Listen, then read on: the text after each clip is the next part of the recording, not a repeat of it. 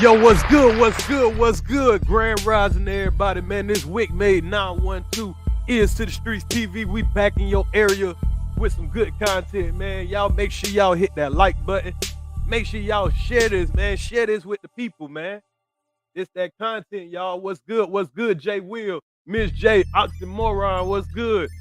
Steady grinding, cash money, what's good? What's good? Too smart, what's good, bro? 912 in the area.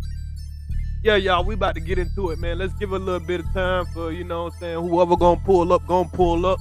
If they want the drama, let them goddamn keep on moving. But we got that content over here, man. We gonna get into it. We got a couple of stories for y'all today, man. We got a nail salon robber. A dude tried to rob a nail salon. We gonna see what happened with him. We got R. Kelly. R. Kelly called in to Adam 22 No Jumper. Well, he didn't call in to Adam 22 No Jumper. He had a conversation with wack100. R. Kelly did. So I'm gonna break y'all the conversation that R. Kelly called in and had with wack100. You know, claiming that. Well, we'll see what he claiming. I'll let y'all see that. What else we have for y'all? What else we got for y'all, man? We got a tragic story of a baby that died in a hot car, and I'm gonna tell y'all how that happened on the 4th of July, man. It's tragic. But we got to bring awareness to people for getting their kids in these hot cars. What else we got, y'all? What else we got? Oh, yeah, man, we going to cover a little bit of this YNW Melly trial. Man, YNW Melly, there's new breaking things that happened in this YNW Melly trial. We going to, you know, go ahead and breeze through that a little bit. We might wait to say that for a live by itself, because there's a lot going on in that trial. But we'll see what we get at with it. Also, what we going to go over, ex No Limit rapper. I don't know if y'all know this guy. I remember him because he was one of my favorite rappers out of the No Limit clique. His name is Mac.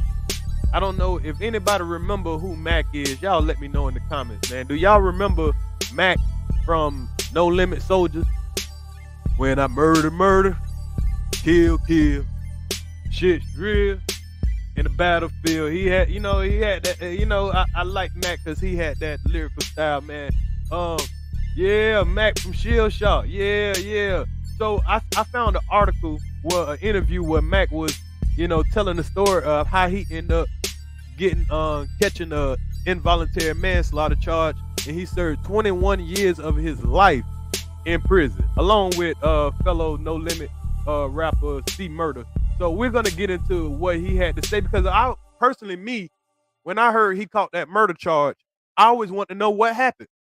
So he's going to tell out his own mouth what happened. So y'all make sure y'all hit that like button, man. We got a lot to talk about. I got a couple of hours to spare. You know what I'm saying? We ain't doing none of the drama. We definitely just going to get into some good content. So y'all make sure y'all hit that like button, man.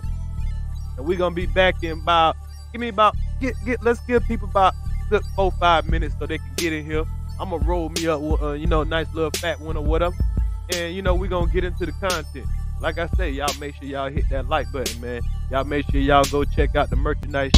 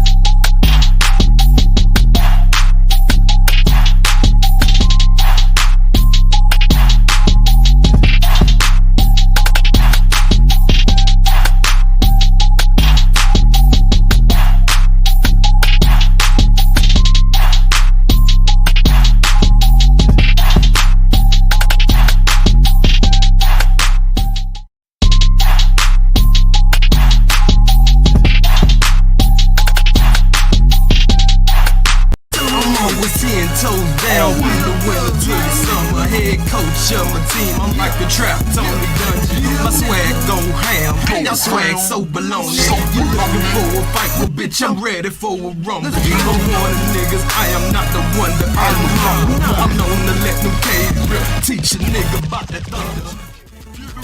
Hold up, little daddy, if they call me, you on my time. No need for discussion, I ain't rushing, let me serve mine. Already flying, like my whip done grew wings on it. Got that solid D like 3 NFL teams on me. Heater on me like the middle of December. Finna find a low number and G grind all winter. I'm cooking dinners and I ain't talking about soul food. And get your mans to holler, serve who, bitch, I don't know you. Street smart, you know I study these streets, but get real ignorant when I'm fucking over niggas' beats. We athletes fuck around and get rolled over. Miami Heat to push a front line like a bulldozer. Yeah, nigga, respect me, call me Sensor. Playing what you chillin', my heart like a igloo. My game Gensu, I go and pull a Carmen Diaz. Some big shit, homeboy like an elephant ass. Yeah, and I'm the gas in your auto. And I don't need luck, you rub the wood on the palo. You think about competing, make it hard for you to swallow my amigo like a pasta. You can get it when you're out. Your lady up and yada by the way she bust it open. Got me feeling like the man. I leave that pussy smoke. A nigga coasting, pockets on cruise control. And GA 95 with a load of blow. Yo, this is Earz to the streets. Y'all know what time it is.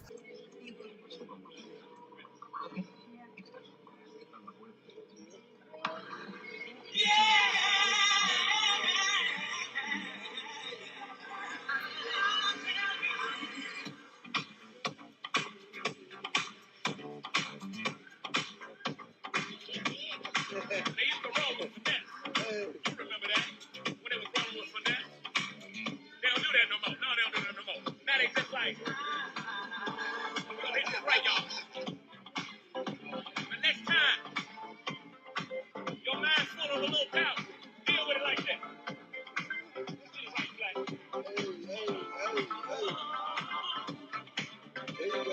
I can't let no one take my confidence. Give me away. No, I can't let no one take my confidence. Give me away. When they talk you down, tell you what you can't be. When they talk you down, tell you what you can't have. They just mad, 'cause they can't have it.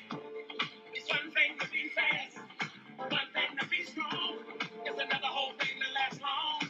Yeah, it's another whole thing to keep going.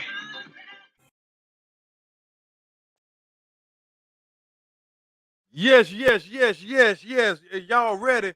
Y'all ready to rock and roll, man? Y'all ready to rock and roll? I hope everybody hit that like button, man. I hope I gave everybody, that wanted to enjoy the content enough time to get in here, man. I said it for about 30 minutes before I started. And I know a lot of people just getting up, you know what I'm saying, just turning on their YouTube or whatever. So sometimes it take a little time to get a hold to it, because they don't give out the notifications as fast as they do when I'm talking about it. Hey, boy, if I start talking ish about somebody, man, they send them notifications out so fast. Man, they send them things out so fast. Yeah, man, that's all. If I start talking trash about people and I start doing all the negative, everybody get their shit quick, fast, and in a hurry. But it's all good, man. We know how the algorithm works. Salute to Ron B, salute Shay B, Justin N, Dubs, Tina, salute. I hope I can keep you up with this good entertainment, Tina. So let's get started, y'all. I don't want nobody to fall asleep. Oh, Love Lace, salute, Love Lace. Salute, Love Lace. How y'all doing this morning, man? I'm dreading it out. You know what I'm saying? Girl, go eat it out. You know what I mean? I'm doing okay this morning. Y'all, I'm keeping high spirits, and we doing our thing, man. So salute to all the audience. So y'all, I'm gonna go ahead and start with this R. Kelly thing first, since I do have it on the thumbnail, and I'm pretty sure a lot of y'all came so y'all can hear what the hell R. Kelly got to say. Let's see what they salute the Bevan B Lion show. So I know everybody came in because y'all want to see what the R. Kelly thing was about. Salute knowledge power. So we're gonna start with that. We got some more stories, y'all. We got a lot to tune in to. Like I said, I'd like to try to bring y'all content that everybody ain't already saturated the internet with. So I hope y'all can enjoy yourself. I know I could probably get more views, more people to watch if I actually put what I'm gonna be talking about, like in detail of what I'm gonna be talking about. But I kind of like the element of surprise. Salute J Will. I like the element of surprise. I like to give y'all. I like for y'all to come in here and be like, I don't know what the hell Earz gonna talk about.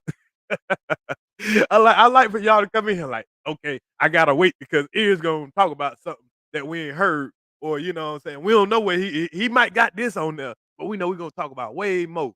So I like that element of surprise. You know what I'm saying. So sometimes I sacrifice all the extra attention I could get by making a little pretty thumbnail and you know what I'm saying, putting out in detail about what somebody putting a little clickbait or whatever like that.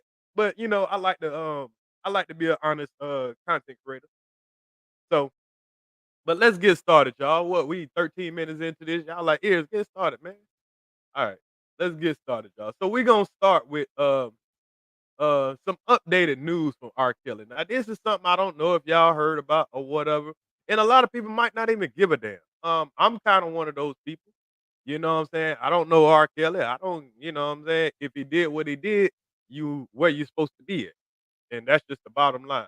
I don't give a damn how many. I don't give a damn about. I believe I could fly.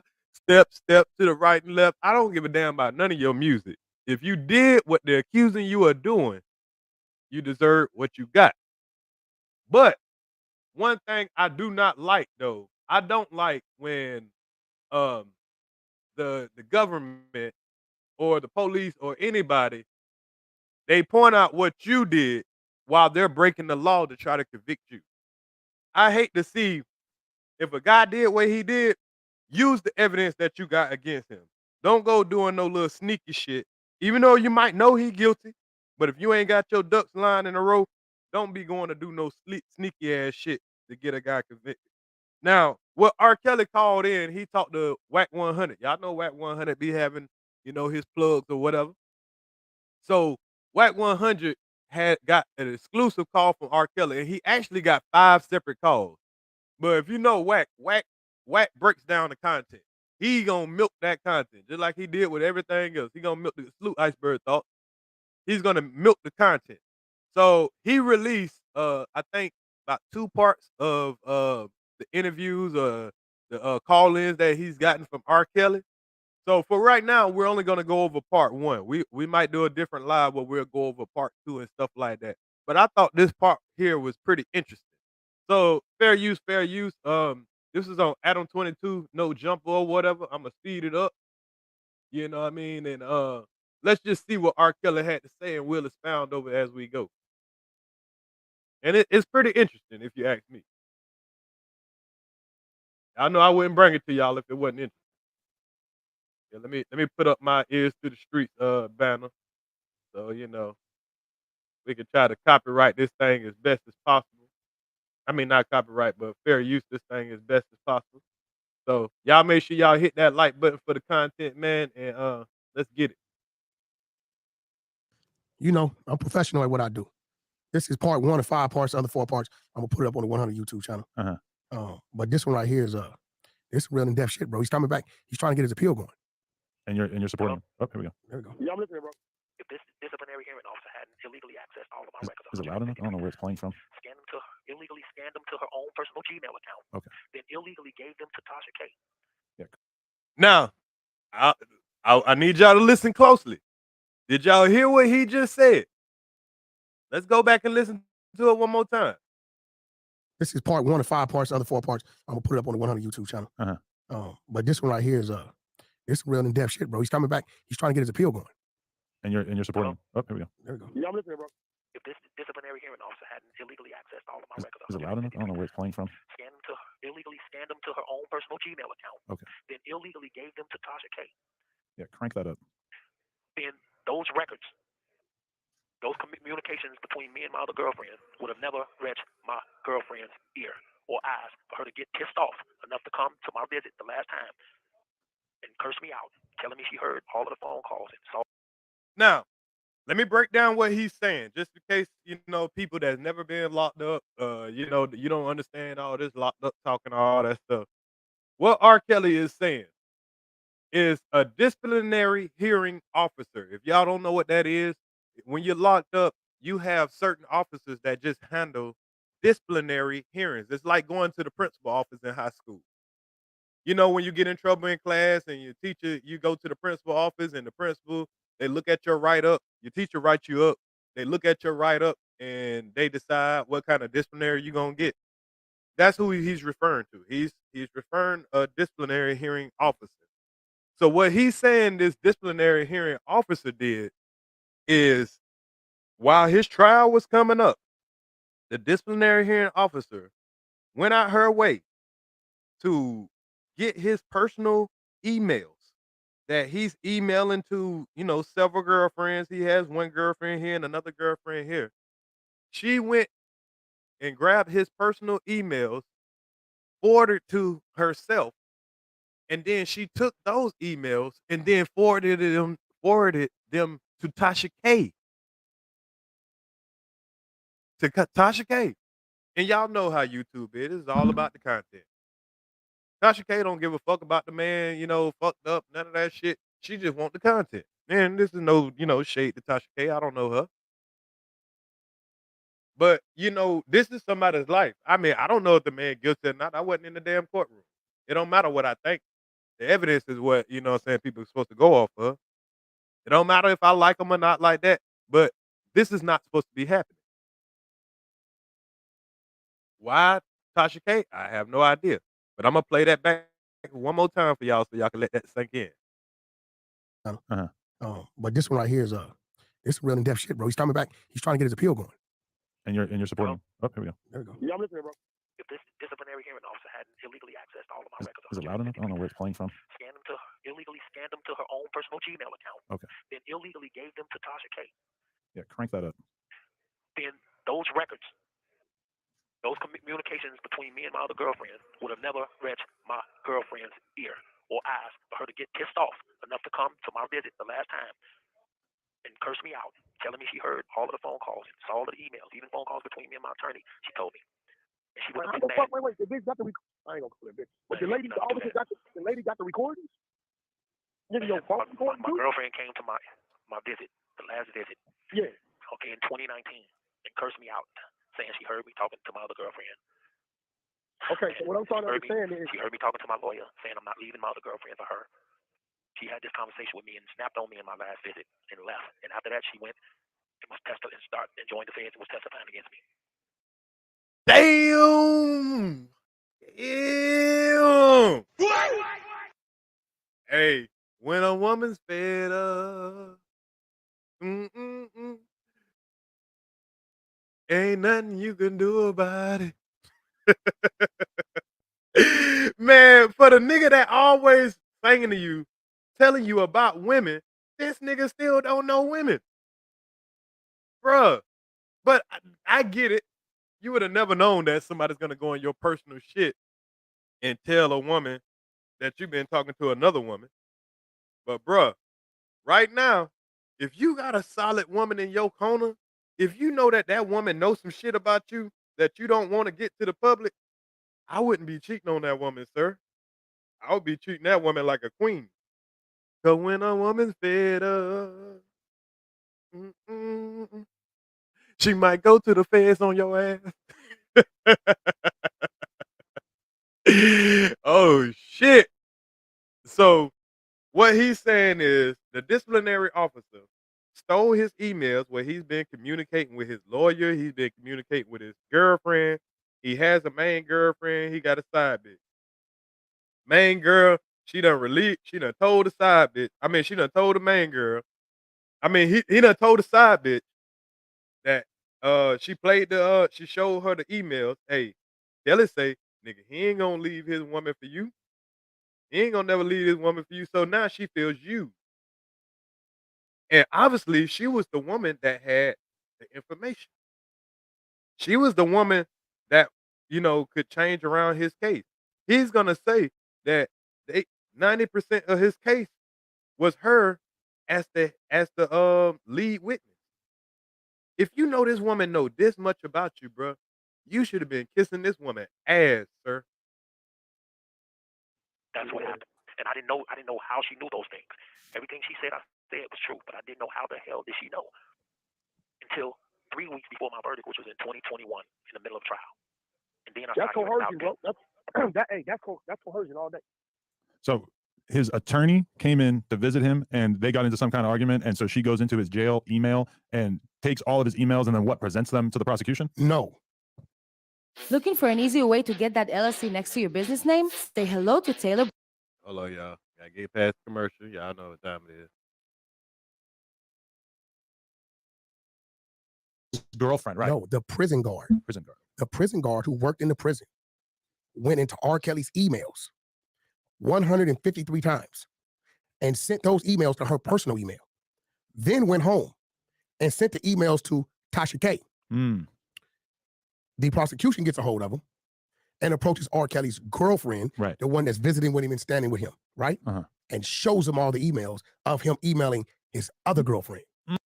Boy, they pulled one of those Martin Luther King tactics. Y'all remember back in the days they said that that's what they did to Martin Luther King? They found out he had an old side chick. So they recorded him having sex with the side chick. Then they send the recordings to his wife, hoping they can divide and conquer. And that's just how they got old Robert Kelly. They needed something on him. They needed a testimony. And they knew the emotions of a woman. This woman found out that you said, I ain't leaving this woman for you. Fuck that bitch. Whatever. No telling what he said about that woman. Because we all know R. Kelly is a womanizer. We can hear that through his music. But when a woman feel like she's sitting right here beside the salute line lock, when a woman, salute Marvin Smith, Lola H, when a woman feeling like they're sitting beside you and riding out with you, and then they hear, they see text messages say, I don't like her, I don't fuck with her, fuck that bitch, I'm just using her. I ain't leaving you for her. And she like, hold on. This bitch that you sitting in here bad mouthing me about and acting like you ain't gonna leave her, she can't do nothing for you. I bet she can't stop your ass from getting these, what they gave her, 40 years? The woman that you disrespecting, she could have stopped you from getting 40 years. Say the white woman he was cheating with? Wow. I don't know what color the woman is. I don't know who he's with, but he pissed this woman off. But the woman knew a lot about him, and he should have been kissing her ass. Ain't no damn way. If I know I got 40 years on the line, baby, let's go ahead and get married. Let's get married. Yeah, baby, we just gonna get married. Fuck that. You can't testify on me if we married. God damn, Robert. And that's how they turned her on him. She then turned on R. Kelly and became a witness for the prosecution. And she represented 95% of the case. Why did they go to Tasha K with this kind of information? I don't know, but let's continue. Okay. Well, that's what I'm trying to tell you. So, if the law hadn't broke the law, and because I didn't find out about it till 3 weeks before the trial. The law had broke the law. The law could have worked in your favor. No. That ain't how it works. Fool, if you didn't break the law, you wouldn't have to worry about the law breaking the law in this situation. Now, this is where accountability has to come in at. Now he's up there talking about, if the law didn't break the law, I wouldn't have got convicted. No, motherfucker, if you didn't do what the hell you did, your ass wouldn't be in there. So he's mad because somebody didn't lie for him. Or they didn't want to be treated like shit. And they decided, hey, motherfucker, I don't have to have your back. If you're going to treat me with this blatant disrespect, you want to goddamn, you want to value a bitch that can't do nothing for you. What's good, TNN Travel? You want to value a woman that don't do nothing for you, that can't save your life. And here I am trying to save your freedom. And you rather value her. Okay. See if that bitch going to get your sentence reduced. And old girl turned fed. Can you blame her? Exactly. So, So how important was her testimony? She was 95% of my case, bro. I told you that. Oh, damn. She was the main witness, the star witness. And per my lawyers. She turned out to be the main witness, y'all. She turned out to be the main witness. Damn, bruh. All you had to do is just, nigga, you locked up. You can't keep your dick in your pants while you locked up. I mean, come on, bruh. You know this woman got all this information on you. Why not just be cool, bruh? Just be a faithful nigga for one time. You're locked up, bruh. Women are sharing niggas that are locked up. Ain't that some shit? Just because he R. Kelly. And now you done fucked this woman over. You done hurt her feelings. Now look at you. She was the main witness in my case. Now I know it's a lot of people out there that don't want to hear this, don't want to, may not like R. Kelly or want to listen to my music or may believe anything they hear about me or whatever. Don't listen to that, bro. No, but listen. But at the end of the day, my constitutional rights is supposed to look just like everybody else's constitutional rights. My due process is supposed to look like everybody else's due process. Now, I can agree there. Regardless if he a celebrity or not, regardless if he R. Kelly, regardless if the public think that he's wrong or whatever like that. His constitutional rights should be the same as the next person. If they didn't have a case, you know what I mean? They shouldn't be going through illegal procedures to try to get a conviction out of them. So I agree there. But at the same time, nigga, you put yourself in this situation. Ain't no crime after you done put yourself in this situation. So I can agree where it's wrong at. But still, nigga, you the one did what you did. There should not be a celebrity version of the Constitution. No, you're right about that. The law is not some remix they can just remix to their agenda, bro. The remix to agenda. I should not be treated like some prosecutor's trophy, bro. And I'm just being real. The law broke the law. No, the law broke the law. And because the law broke the law, it ultimately got me where I'm at right now. Oh, hell nah. What? He said because the law broke the law, it ultimately got him where he is. So it ain't had nothing to do with you pissing on that girl. You telling me it ain't had nothing to do with you peeing on that girl. You telling me it ain't had nothing to do with all those people coming up talking about you goddamn violated them at a young age. It ain't had nothing to do with all the people that, you know what I'm saying, came up and told about that. You remember Surviving R. Kelly? I don't know if it was all true. Because a lot of them girls was shaky. I ain't even gonna lie. Their stories didn't add up. But you got to take some accountability, sir. You pissed on a bitch on video, and that girl wasn't no adult. You got to take responsibility for that and that alone. You want to get a technical, you want to get these technical, the law should be only for a celebrity and all that shit. Regular niggas get fucked over too. We get fucked over more than the celebrities. It ain't our fault you fumbled your bag. You fumbled your bag. You should have had your bag right, so you could have got all the technicalities that a celebrity get. Now you wanna be goddamn looked at as a civilian.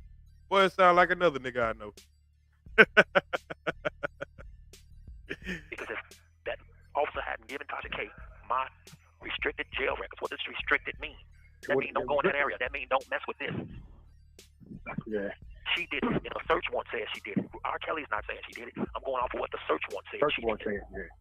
And that search warrant was signed off by her own time, which is a judge, huh? Yeah, the search warrant was initiated by their side, not yours. Right. And look, this is important. This is why I want, anybody to get involved and make the Department of Justice aware. He want all us. He want the people out here listening to this to get involved, y'all. He want everybody to get involved. Salute, Cali King. Now he want everybody to get involved because he feeling like he got railroaded because a disciplinary officer took his personal file. And I agree with this now. If that disciplinary officer actually did that in his own record, she should face her consequences also. These crimes. To get a transparent, thorough investigation into Officer A sharing my jail records with internet blogger Tasha K and who she shared them with. All emails, text messages, phone calls, computer traces must be fully investigated. Now, Merrick Garland, U.S. Attorney General, the Department of Justice, 950 Pennsylvania Avenue, Washington, D.C., 20530. Now, here's the case number for the search warrant. The case number so people can see it for themselves. And then if you don't believe me, you can look at it yourself. The case number is Give it to him. 20M148. So R. Kelly, he wants people to go look at the actual shit itself. Look at it, look at what they did to him. Now you might look at him like, yeah, that is fucked up. That was unconstitutional. That was illegal. All that good shit. But did you piss on that girl or not? Did you piss on that young girl or not? Did you have inappropriate relationships with young girls or not? Did they prove that or not?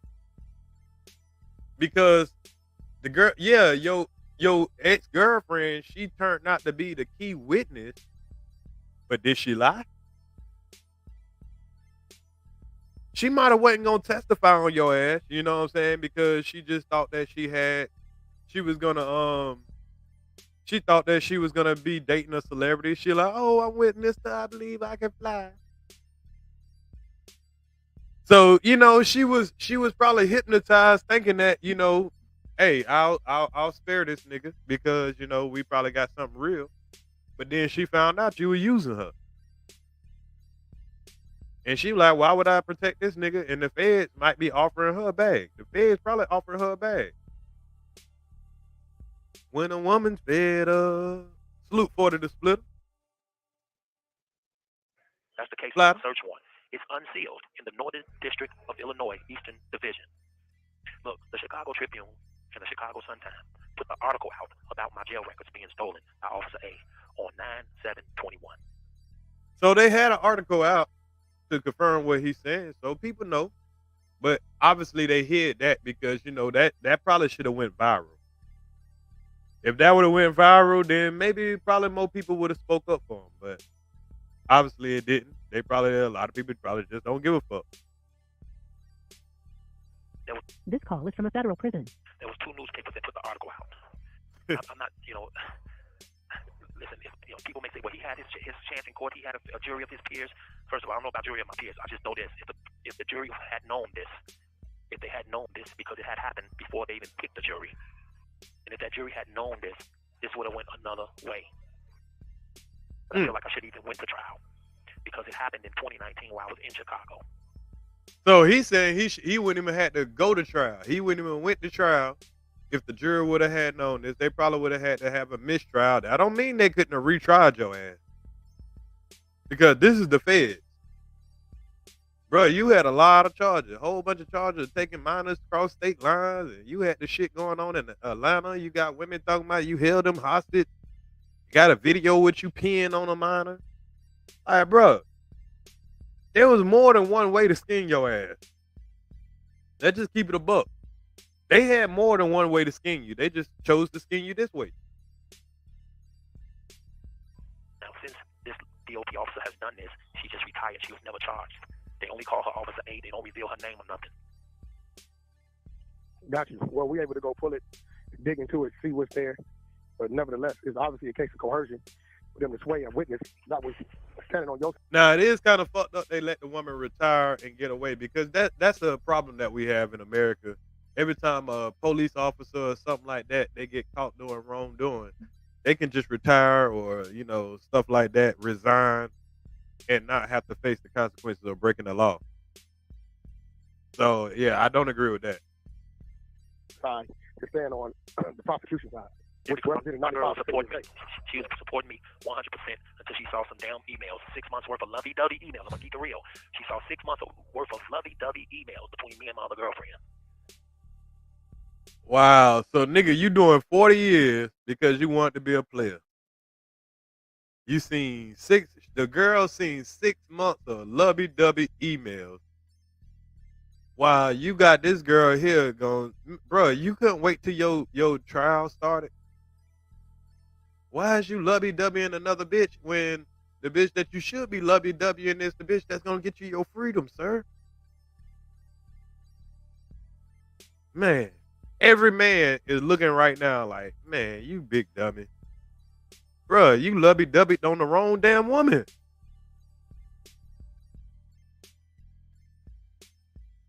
Or you know what the people gonna say, or you know what the people gonna say. All that learning is goddamn lesson just to be a one woman man. Goddamn, we couldn't do it on the street. Hey, I gotta get the wack kept it 100 right here. Hey, wack kept it 100 like, man, everybody gonna be like, man, goddamn, you couldn't just love on one woman.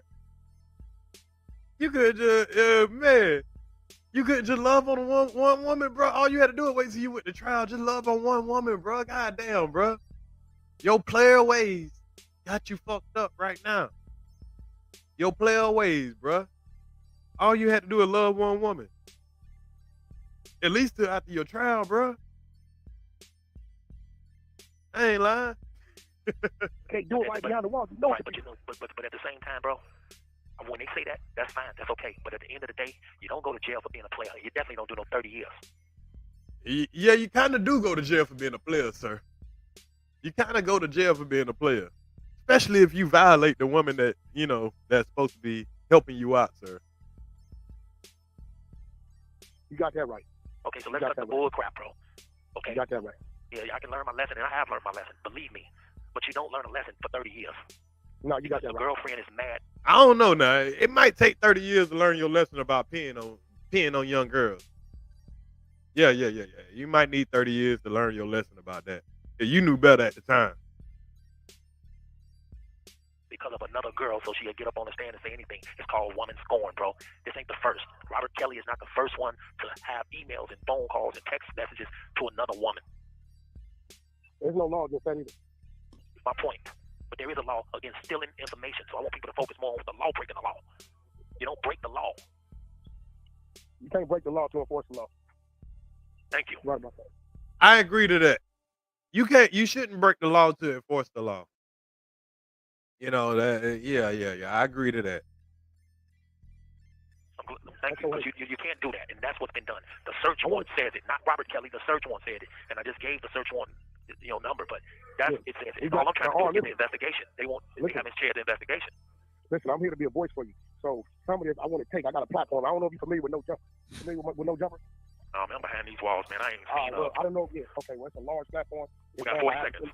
It's ran by Adam 22, so I'm letting you know. And I'm going to take this last conversation we had right here. I'm going to present it today on No Jumper so people can hear that case number and we can get it going. And you got my word, and I'm going to be your voice. And call me back as many times as you want to. Whatever you need. And definitely get me with those attorneys so we can get that Birdman business going.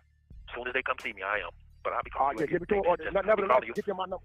I'll call you every other day just to chop it up. All right. Whatever you want to call me, hit me, bro. Don't matter if it's every day, 10 times a day. I'm open. All right, Wack. One. All right, love. Every day, 10 times a day. That's your best friend now. I got to do my own. Man, that nigga Wack would take advantage of, any kind of business opportunity. I ain't mad at him for it. Shit, I think R. Kelly gave Wack the rest of his music. He gave him permission to the rest of his music. So now Wack about to be the advocate for him to help the man try to get out. Right, Lola H. I don't think he learned his lesson. Yeah, he played his stuff with that paper trail. Research into what he's talking about in terms of how big a role those leaked documents played in his case. But it's very, very interesting. Those documents played a big role in his case. But he should have been smart enough to know, what playing with a woman's heart can do. And I mean, if you knew that you had that kind of, you had some dirt out there that woman could, because it's not like the woman went up there and lied. She had to come up there and give a testimony that made sense. It's not like she could have came up there and just said whatever the fuck she wants to. She had to say something that made sense. That's why your ass got convicted. Now, being that she wasn't supposed to because y'all was supposed to be lovers, that ain't got nothing to do with it, bro. You got convicted of what happened. So whatever she testified to, it obviously had some merit to it. But anyway, man, we'll see what happened. I ain't got no dog in the fight. I don't give a shit. If he did what he did, hey, he in the place where he's supposed to be. If he didn't do what he do, God will protect him and get him out of there And hopefully, you know, he has some change. Salute 421 TV. But anyway, yeah, he did it to himself, Knowledge Power. He did it to himself. You know, that'll teach him. That'll teach him. So, y'all, we're going to move on to our next story. Like I said, I want to get that out the way because I did have that on the thumbnail. So I know a lot of people coming in, they want to see what's going on with the R. Kelly shit. So let's get to our next story. This next story has to do with a celebrity also. You know, that celebrity card can be a double-edged sword. Sometimes it gives people the benefit of the doubt. Sometimes it makes people want to, you know, be at your head just a little bit more. Like I mentioned earlier, y'all, one of my favorite rappers back in the the late 90s, when that whole No Limit movement hit, you had Master P, Silk the Shocker, C Murder. Mystical was the star. We all know Mystical was the star, y'all. Anything Mystical put his goddamn voice on, you went to the club, especially in the South. I don't know about y'all up north, but in the South, and where I'm from, you couldn't get enough of No Limit. That's back in the days when they used to have the tapes. You know what I'm saying? You used to go get the tape, and then you could see all the future albums coming out. You ain't know who none of them niggas was. But you were like, shit, as long as they with No Limit, I'm going to get that new tape. I come from a different era, y'all. We were still doing the tape. It was right before the CDs. So one of those artists was this guy right here that I got on the screen named Mac. I don't know if a lot of y'all remember Mac. I used to love Mac.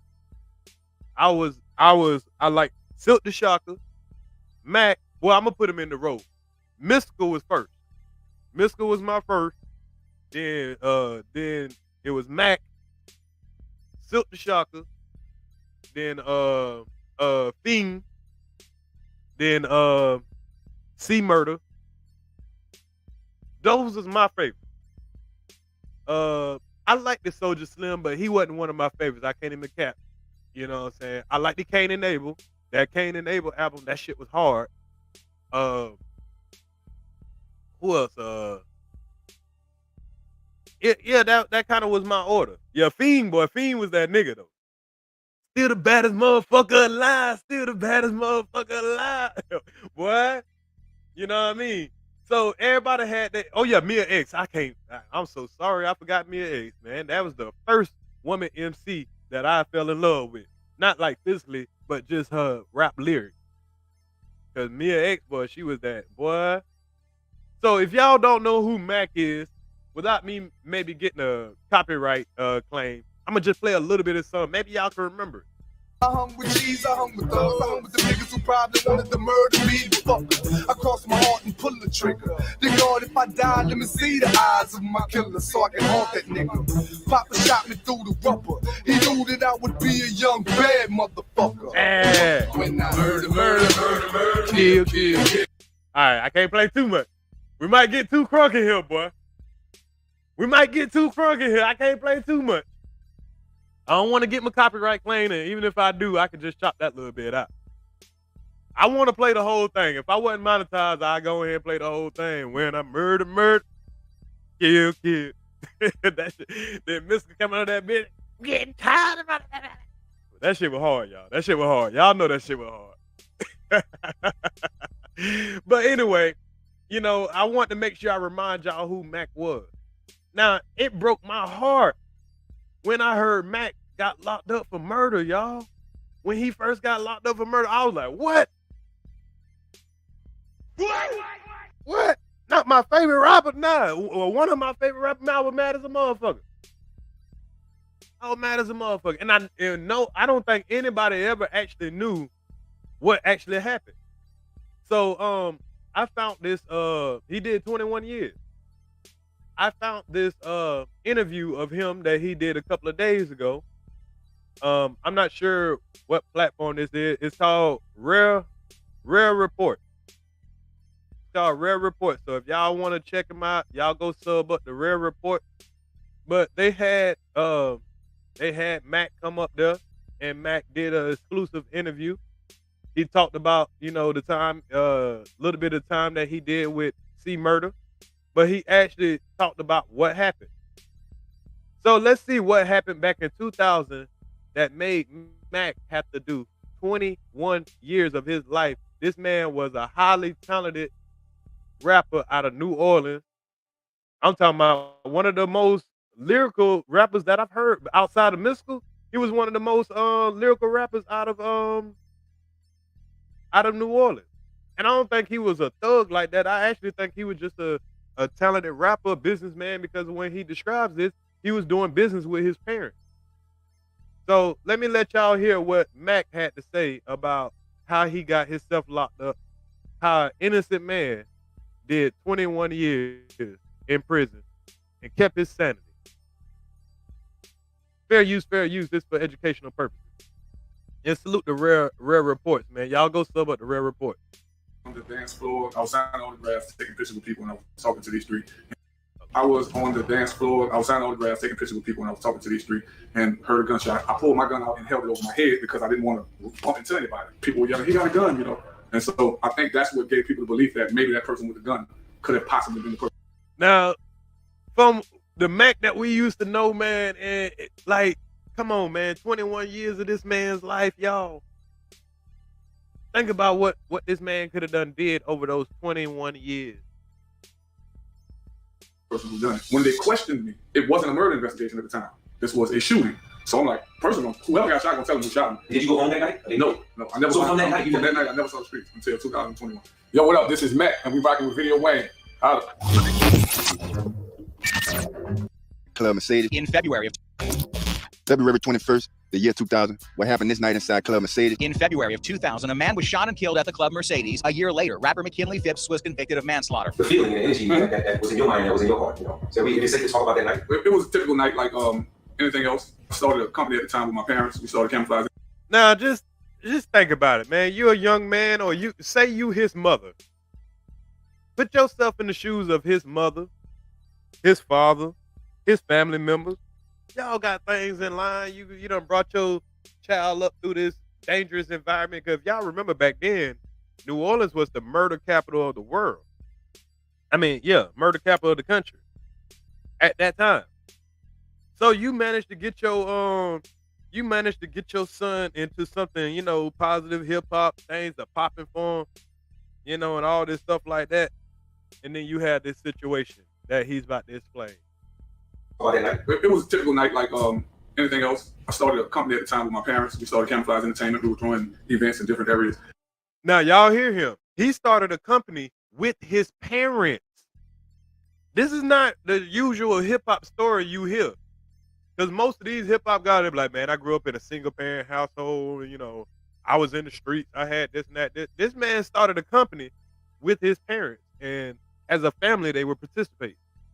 And we were basically recruiting artists. Wasn't too particular about the location because I felt it was relatively small for what we had done before. My dad was watching one area. My mother was collecting the admission fee. Her and my aunt's old man, who eventually confessed to it. Her aunt's old man is the one that actually killed the guy, and he confessed to it. But this man had to do 21 years about it. Now think about it. This was a young man working with his family, y'all. We don't see that very often. I don't want people to skip that because I didn't miss that part. You know what I mean? This man is working with his father, his mother, his aunt, and his aunt just happened to have a nigga with her that committed a murder, and he got blamed for it. Company you keep, man. Damn, life is what? My aunt's area because I felt it was relatively small for what we had done before. My dad was watching one area. My mother was collecting the admission fee. Her and my aunt's old man, who eventually confessed to it, was at the back door. He was like a back door bouncer. I was on the dance floor area. I was signing autographs, taking pictures with people when I was talking to these three, and heard a gunshot. You know what I mean? And as soon as I heard a gunshot, I basically, like, all in one motion, when I heard the shot, I went to the ground. I took the young lady who was next to me. I pulled her down. I said, get on the ground. You know what I mean? Because, you know, we don't know where it's coming from. We don't know who they're shooting at. And I don't run when I hear gunshots. You know what I mean? Because sometimes you can be running in the direction of the shot. So I pretty much get low and try to figure out where it's coming from. So that's what I did. So this man wasn't even around the area where somebody got shot. His uncle-in-law, which is his auntie's old man, he was playing security at the back door.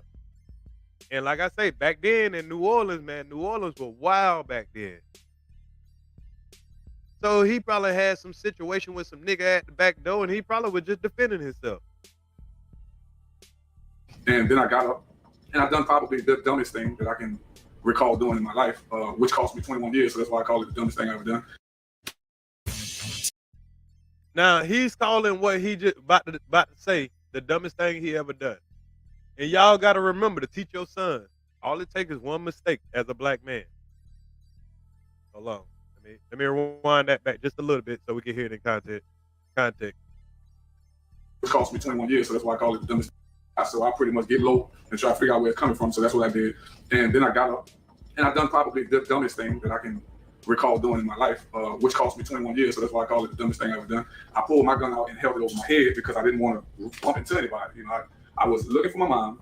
I wanted to go secure her, make sure she was straight. So when I pulled my gun out, I didn't want to risk bumping into somebody and having the gun go off. So I held it above my head. I'm taller than everybody. So I'm like, if this gun is here, everybody is safe, right?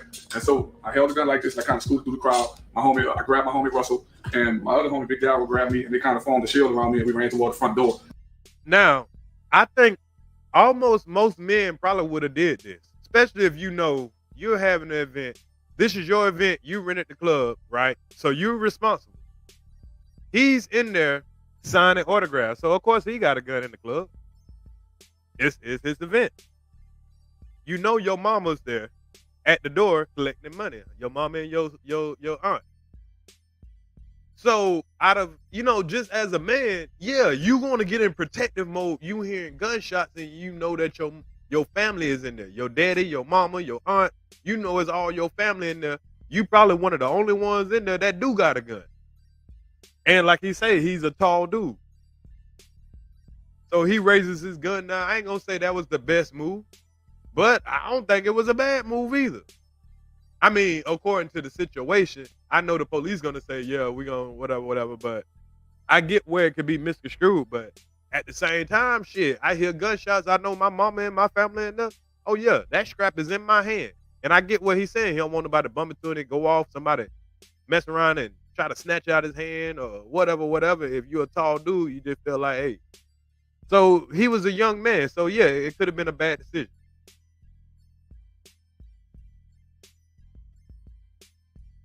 I grabbed my homie Russell, and my other homie Big Dad would grab me, and they kind of formed a shield around me, and we ran toward the front door looking for my mother. But as I was running toward the front door, I was yelling, where my mom at? Where my mom at? You know what I mean? And people were yelling, he got a gun, And so I think that's what gave people the belief that maybe that person with the gun could have possibly been the person who done it.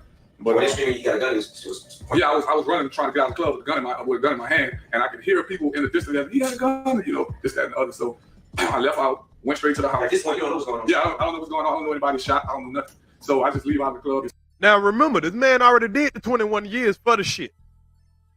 He ain't got no reason to come up here and lie. At this point in time, he can be like, if he actually did it, he be like, yeah, man, I did this, what I'm saying, whatever. So he's honest to God, telling us what the hell, what happened from his standpoint. It's smoky in there, it's dark, it's crowded, people yelling. I went straight home. We drove from Slidell. I was living in Baton Rouge at the time, straight to my house. And when I got to my house, that's when I learned of someone had actually been shot. When I got to my house, the guy who was house sitting my younger siblings, he was like, Slim, the detectives just called here and they want to question you about a shooting. So in that moment, I was, brought to the knowledge that someone was actually shot. That is brandishing a weapon, but it's not murder or manslaughter. Yeah, that's the only thing. It's not murder or manslaughter. It's brandishing a weapon, and you could get some probation for that. Now, at that moment, the person who was shot was still alive. So it wasn't a murder investigation. They were investigating a shooting, right? So I thought I was okay because, if whoever was shot, in my little mind, it was like whoever was shot is going to be able to tell them who shot me, right? So I wasn't even concerned about being charged with no murder. But what would happen is I started thinking about the one thing that I knew I was wrong, and that was having a gun in the club. Now, that's a tricky one, y'all. That's a tricky one. Because what do you do knowing that you had a gun in the club? I don't know if there was cameras that seen them, no telling back then.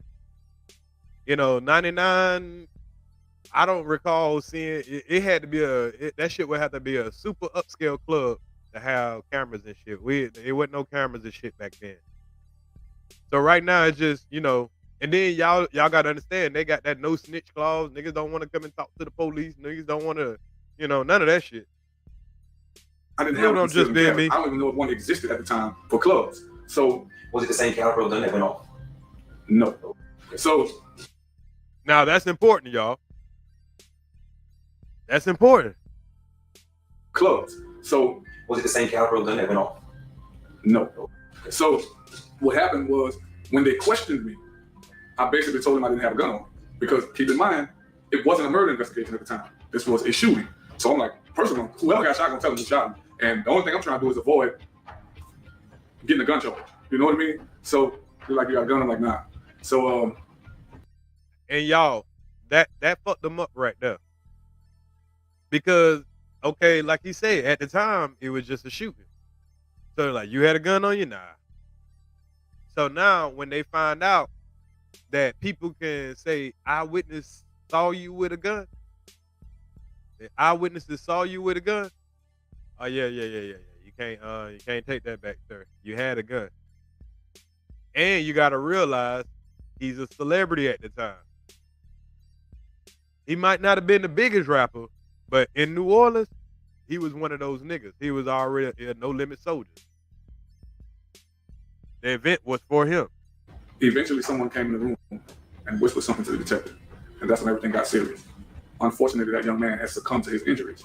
And after he succumbed to his injuries, it became a murder investigation. And that's when I got scared. Because now the person who was actually shot cannot speak for themselves, which leaves it open for anybody. You know what I'm saying? Exactly. So if nobody comes up and say, I shot this person, I killed this person, and you the only person that multiple people can say, well, I know him because he's a rapper. I know I seen him with a gun. I don't know if I seen him shoot the person, but he's the only motherfucker I seen with a gun. Now that person that they probably seen shoot that motherfucker, he probably known as a killer. So they know not to point him out. Nah, hell no. To get discharged. So after I was made aware that this person was deceased, I told the detective that I lied about not having a gun. And my reason at that point was because I needed this gun that I told him I didn't have to clear me. Now this could become a problem right here. Because now you telling them, all right, I did have a gun. And they be like, oh, motherfucker, nah, nigga. You ain't had no gun. You said you ain't had no gun. We already got you. Open and shut case, Johnson. Whether they knew it didn't matter or not, they just want to close the case. Nah, you said you ain't had no gun. We caught you lying. Why was you lying? And then what make us think that you gonna give us the real gun?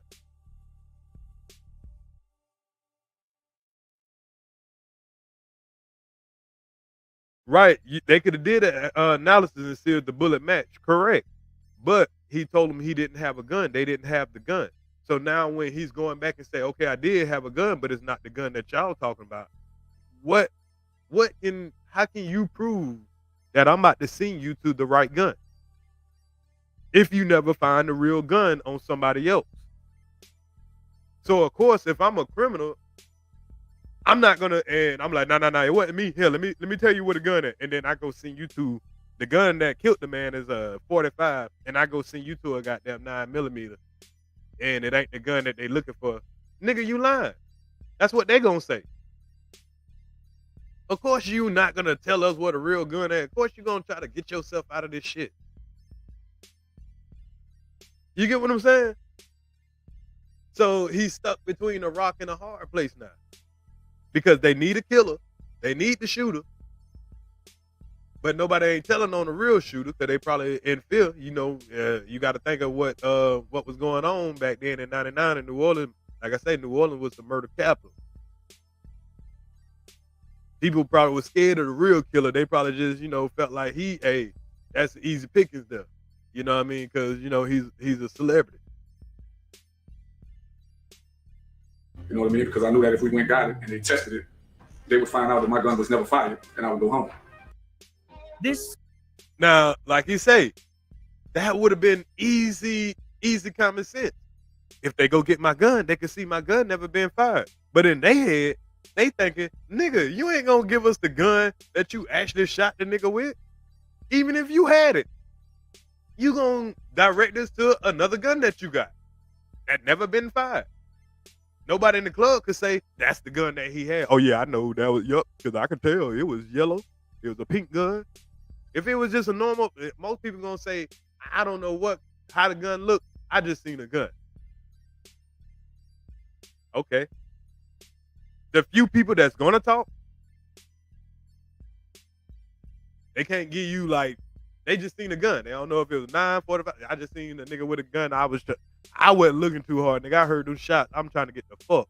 But I seen that nigga out of the corner of my eye. I seen that tall ass light skinned nigga that be rapping with a gun held up. So whoever got shot, that got to be the nigga that shot him. C Murder got life.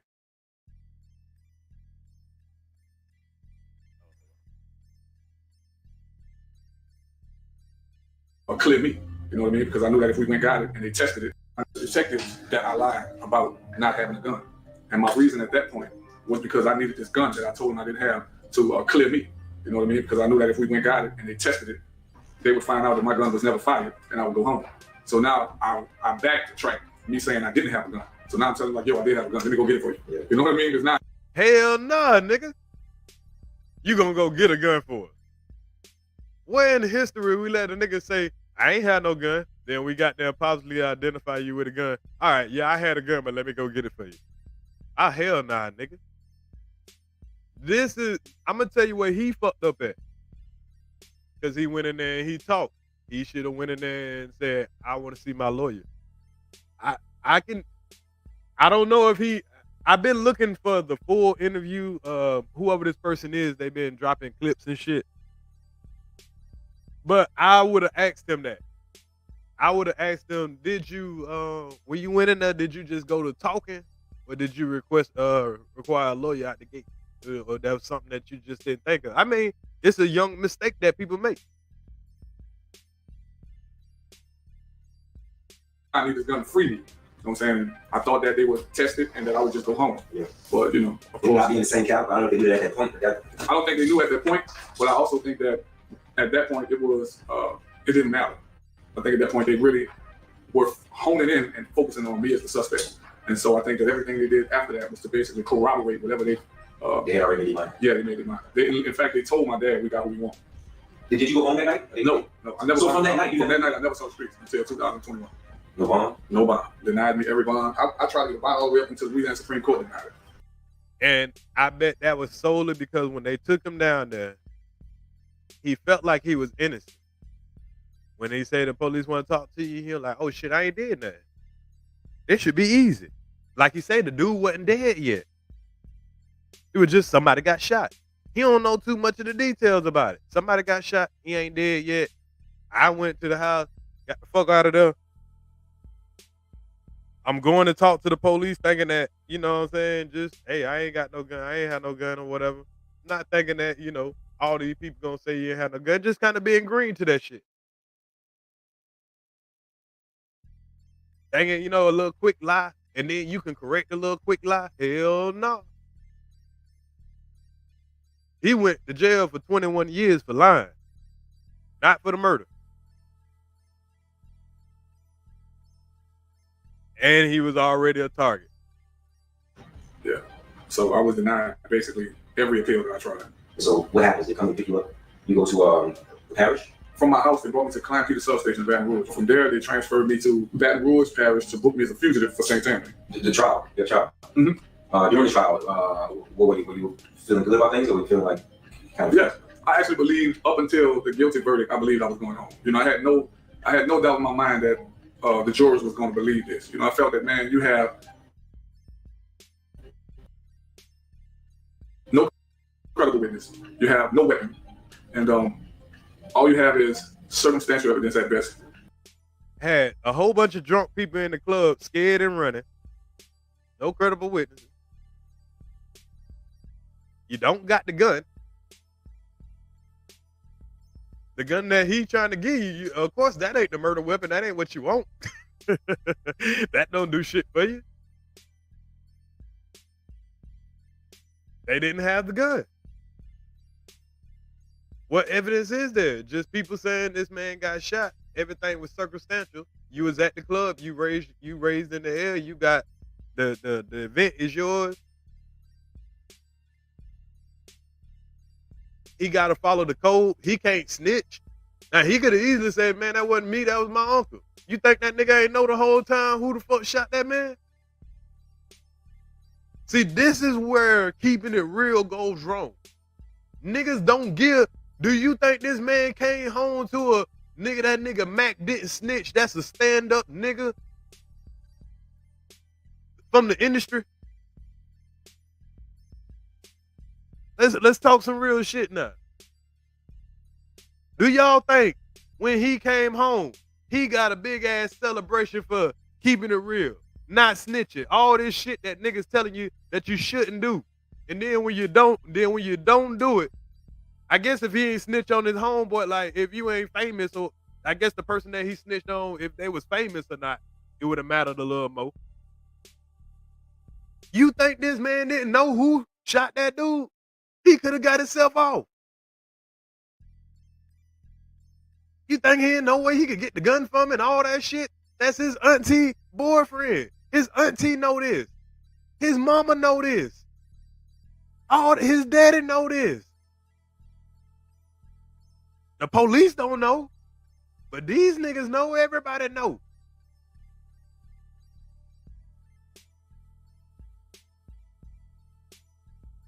You think these niggas celebrate this shit? This man just did 21 years of his life. You think them niggas celebrating this man and came and started giving them matches and cars and they calling him OG? Man, niggas ain't wanted that man, please. That man can drop a song right now and nigga like, oh man, that old nigga shit.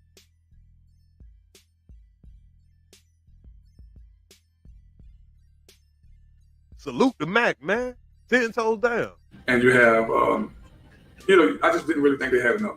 For me, if I was a juror, it wouldn't have been enough for me. So I didn't think they had enough. So I was confident up until the guilty verdict. And when I heard it, man, it was a blow. I remember just dropping my head, just crying. You know what I mean? Just like I couldn't believe it. I was in disbelief. Imagine getting 21 years for some shit that you know you didn't do. And you had a fucking promising rap career in front of you. You looking at Master P, you looking at Cash Money Records out here doing their thing, and these niggas going crazy. You looking at everybody, these little Bootsy. You looking at the ATL movement, niggas stomping and yeah. You looking at all these whack ass rappers and shit, man, bruh. This man had to have a strong mind to come home or deal with that. Same thing with C Murder. I don't know if he did it or not. I have to see the details of the case.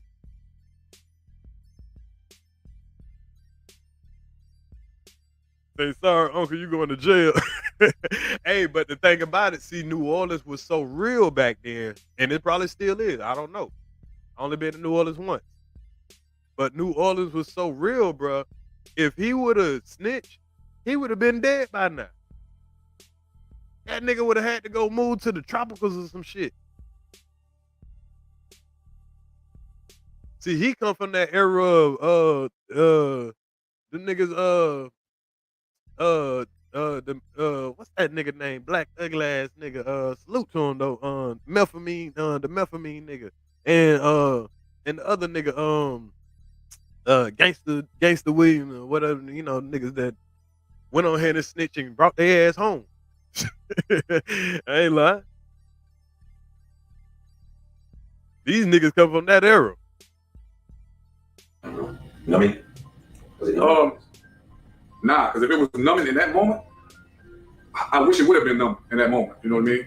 Because maybe I wouldn't have felt it so heavily. But nah, it wasn't numbing. I felt every bit of it. You know what I mean? It was the worst day of my life. Like when That man say he felt every bit of it. Imagine it. Getting your life snatched away like that. Imagine it. Shit. Y'all hit that like button, man. Y'all hit that like button. We still got some show to go.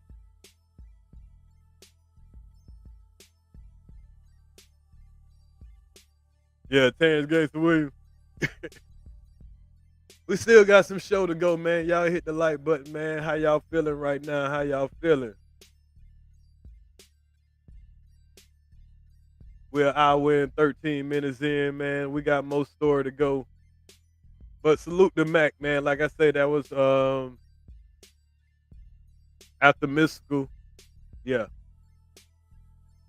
Him and Silk the Shocker, they kind of, I like both of their style because it was different. I know a lot of people are like, oh man, Silk the Shocker was whack, man. Shit, I don't know what the fuck that was. But anyway, let's get to our next story, man. Let's get to our next story. Salute to Mac. Salute to the No Limit. Salute to the chat. Salute to the members. Get your membership if you haven't already. That's where all the drama videos will be at. All right. So y'all, next story. We got a failed attempted robbery.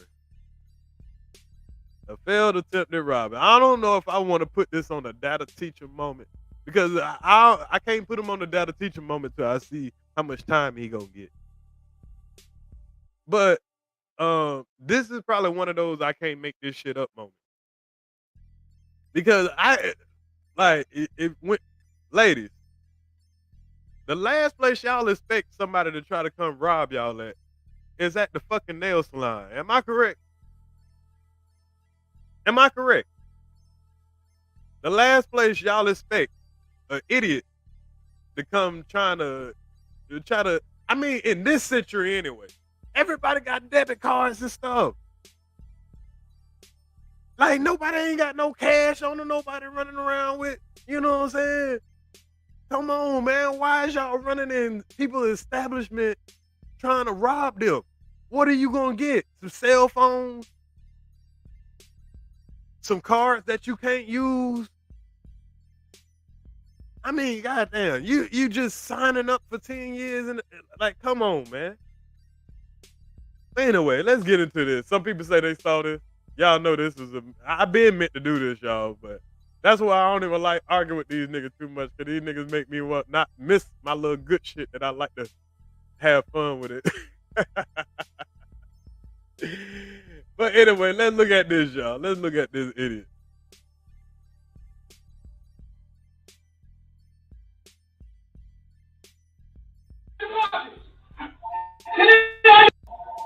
Everybody get down!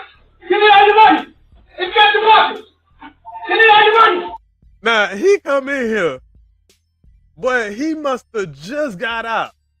Like, this is what you would see in a movie. They could just cut this shit out and put it in a movie, in a comedy movie. You know what I'm saying? Just have a nigga that just, a nigga that get in a time machine in like 19, you know what I'm saying, 70 or 80 or something like that. And they zip him up to 2003. He like, man, I need some money. A would-be robbery doesn't go quite as planned when a suspect storms into a nail salon demanding money, but no one reacts to his threats. Where's the money? Hey, oh girl right here, she like, man, I'm gonna just act like I don't even see him. See, it be y'all black folks that be all panicking, going crazy and shit. All you gotta do is scare the shit out of nigga. Like, okay, we ain't gonna you don't show them that you scared. Them Chinese folks probably waiting like, nigga, you put your hands on me, boy. I tell you what, put your hands on me. See what happens.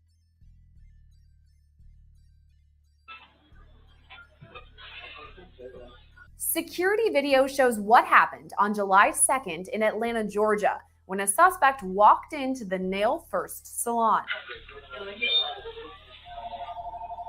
The man calls for everyone to get down and hand over all their money. Everybody get down! Give me all your money. It's got the pockets. Give me all your money. But instead of giving up their valuables, customers and employees don't react at all. Hey, old girl find her like, well, damn, you know what I'm saying? All I wanted was goddamn, you know, what y'all call it? All I wanted was just, you know, a little light something. You got time for all this shit. I'm on break. The salon's owner even answers a phone call rather than interact with the suspect. He just snatched the girl phone. That's all this nigga. Wow, bro. Fuck it, I'll take your phone. And, you know, they'll track me. That way you could track me. Hey, man, don't be a menace in the nail shop. Suspect. Yeah! Where's the money? But it's still answering the phone like, hello? Yes, still in 1999. Yes, yep. We open today.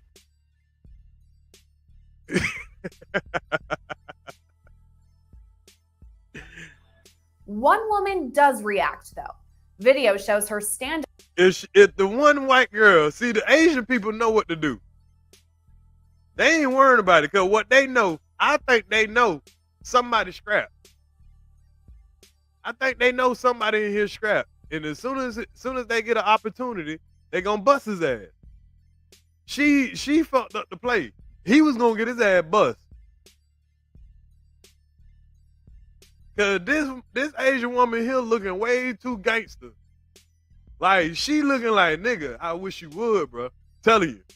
Go on with that fuck shit. You robbing them. You ain't robbing me.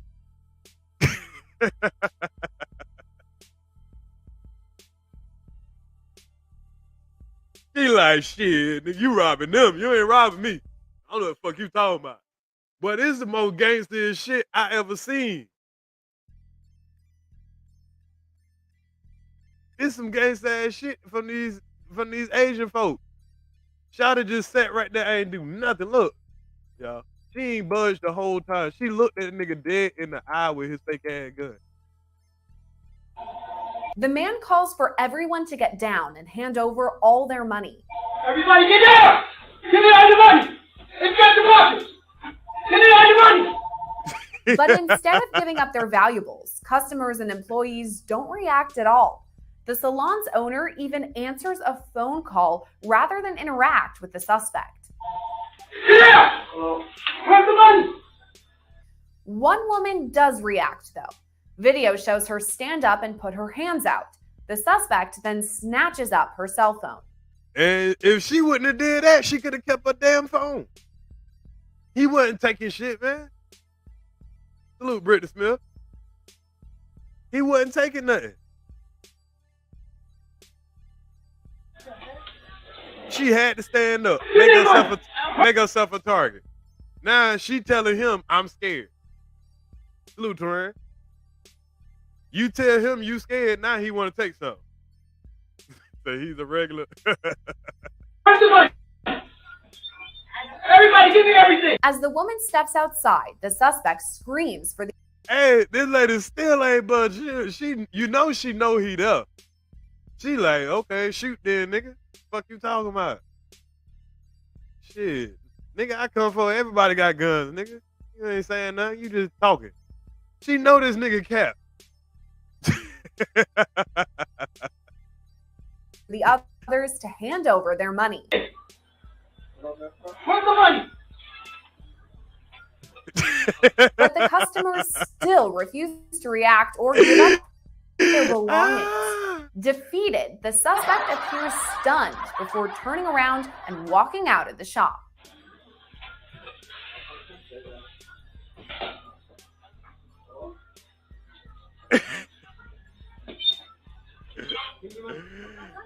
Video shows the suspect pass by the woman whose phone was just stolen before she re-enters the salon.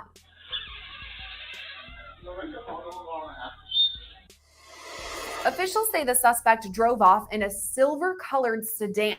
Right now, authorities are still searching for him. What? Man, if y'all don't go find that motherfucker. Hold up. Before she re-enters the salon. she like, fuck that shit, nigga. I'm still getting my nails done.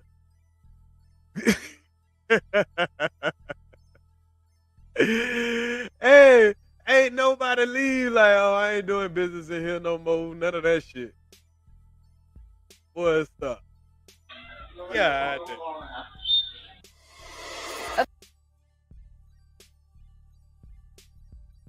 Niggas big cat like a mixed fiesta. These niggas capping, they living a lie. yeah, damn.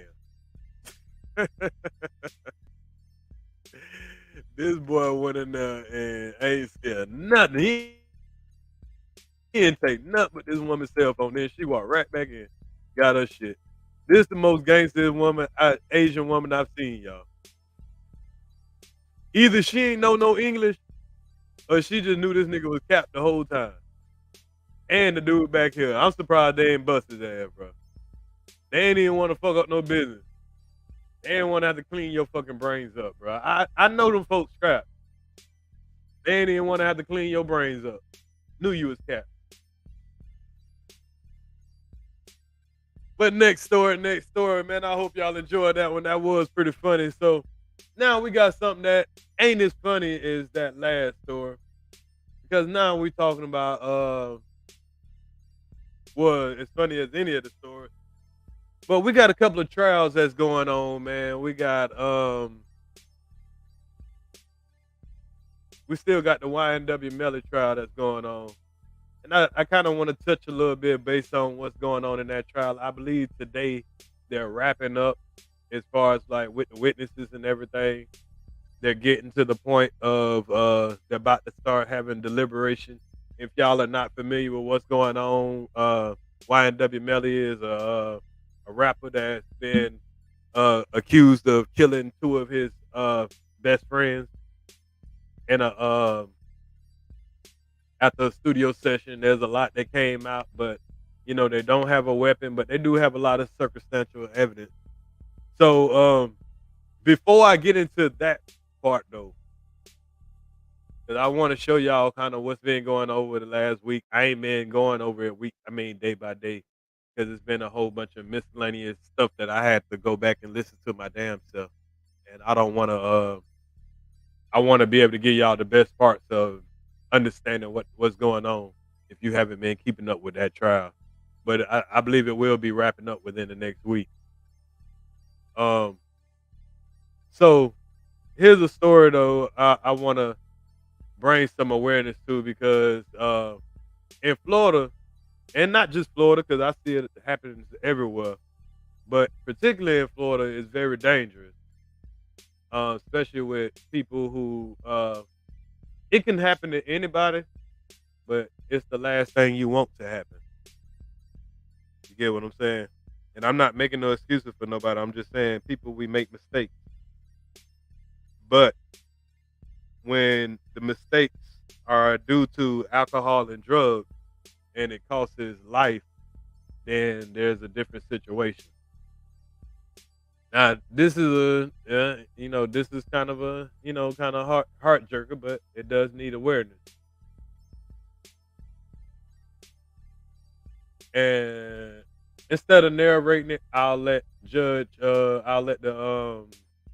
sheriff judge explain to y'all what happened, and then I'll kind of we'll kind of expound on it. Fair use. This happened 4th of July, the day after 4th of July. And Polk County is pretty much it's a little outside skirt of Orlando. So I mean, I know people salute Lovelace. You can catch this part right here when you come back, Lovelace. This is a story you might want to check out if you haven't seen it. This is a story from down here in Orlando. But so if you're in another part of the country, it might not have been a story that, you've heard. But it's a story that can apply to everybody everywhere. Be careful about leaving them babies in cars, or even leaving your pets in cars. That pets ain't got nothing to do with this. I'm just saying in general.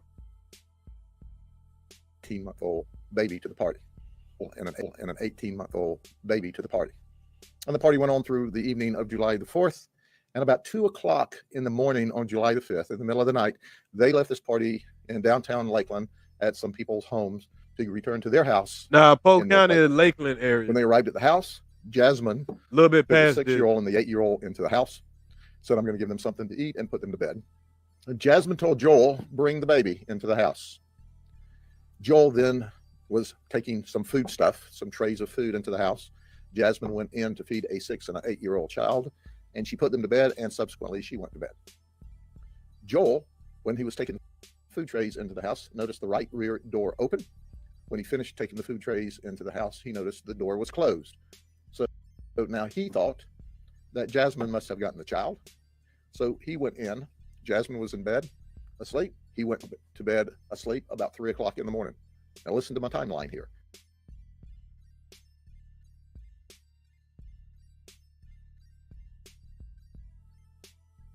It's 3 o'clock in the morning. Joel wakes up at 10 o'clock. Now, listen to the timeline. I know it gets kind of boring listening to this dude's, kind of weird voice, but the timeline is important because you got to realize that what he just said is both of them got home after a 4th of July party.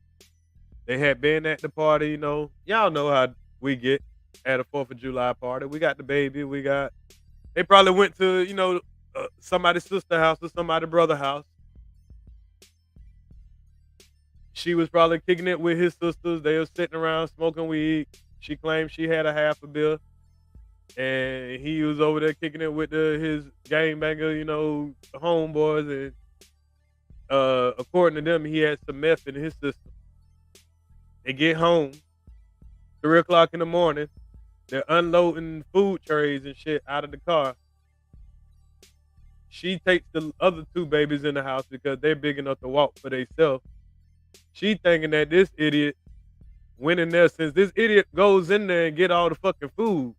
She think the idiot will have enough sense to get his own fucking baby out the goddamn car too. The nigga got the food before he got the baby. Make it make sense, y'all. He went and brought in all the food. And since he seen the door was closed, he thought that somebody else had got the baby. Now, I can see where that could happen, and that's his story. And I can see where that, maybe that, that could happen. But when you go in the house, you would think you want to lay eyes on the baby. I want to lay eyes. I don't care how drunk I am. I'm going to say, hey, where the baby at? You got the baby? Baby, you got the baby? You got the baby out of the car? Oh, okay. Anybody got the baby out of the car? Nigga, if you were supposed to get the baby out the car. The fuck? Stupid motherfucker. Clock. He looks at the 8-year-old and says, where is the baby? This 18-month-old little girl. Jasmine's still in bed asleep. The 8-year-old looks around and says, I don't know where she is. Where she normally slept, in the bed or in the room with the 8-year-old. So Joel starts to look throughout the house and he doesn't see the baby. He goes to the car and there is the baby still strapped in the child carrier in the car with a heat index 105 degrees on that day. He grabbed the... Now, this is hard to hear, y'all. This is hard to hear. Child carrier and the infant from the car, runs inside screaming for Jasmine. Jasmine, who it's reported has some medical training, looks at the baby and says, I know the baby is deceased, is dead. The mother, he runs in the house in the morning. He's supposed to be getting ready for work. Have to go tell this woman, has to bring this woman a bake. Oh my God. The demons you're going to have to see for the rest of y'all life.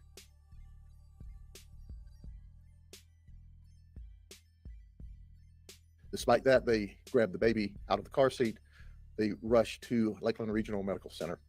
And upon arrival there, even though it's painfully evident that this child has suffered a torturous death, a absolute torturous death, Lakeland Regional still worked on the baby to try to save its life, but it in fact was deceased.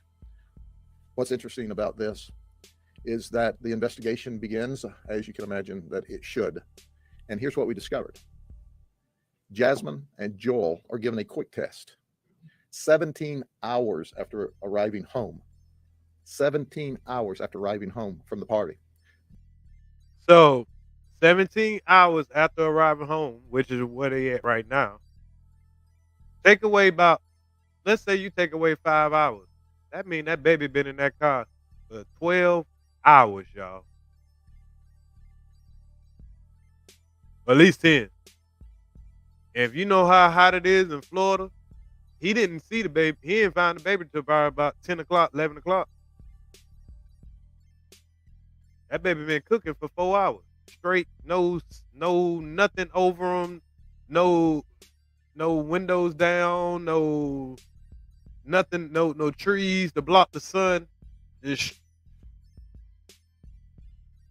you wouldn't wish this kind of death on your worst enemy. Jasmine tests positive for alcohol and marijuana. Joel tests positive for alcohol, marijuana, and methamphetamine. So not only if they tested 17 hours after they left a party and they still testing positive for alcohol, that means you was drinking into the fucking morning. You wasn't in there sleep. You was in there getting drunk and probably fucking.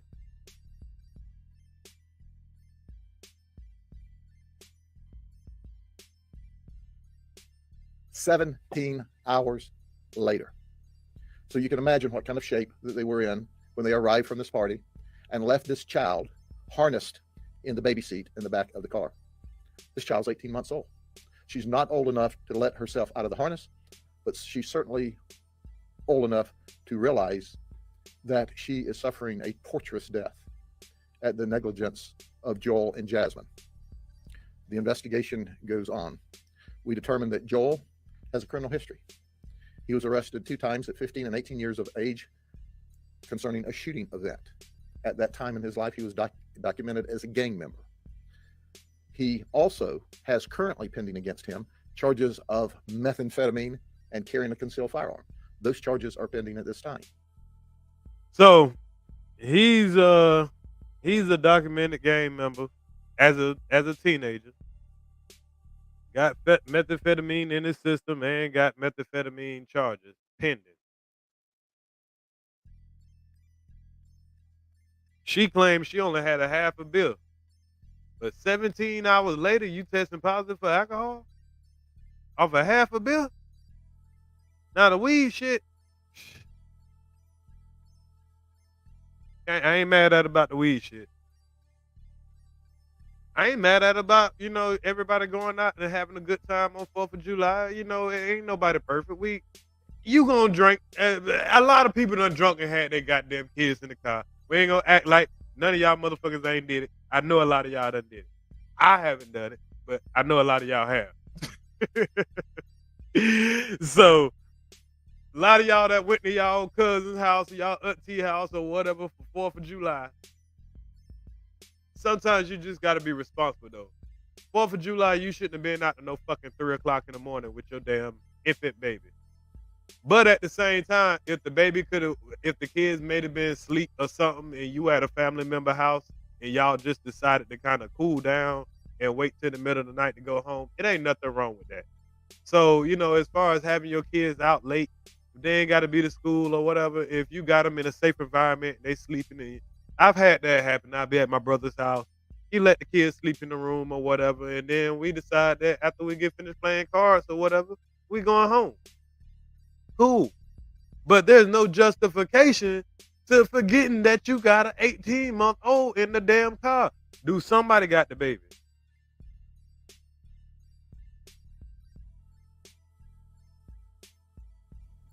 He also has a history of resisting arrest. And now Our detectives this afternoon are adding the criminal charge of aggravated manslaughter of a child, which is a first-degree felony. Did you know that you could get 50 to over 100?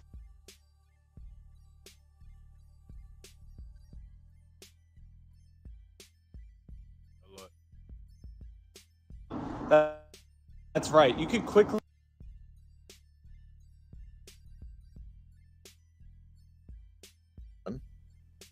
Doesn't have a criminal history, but she does now.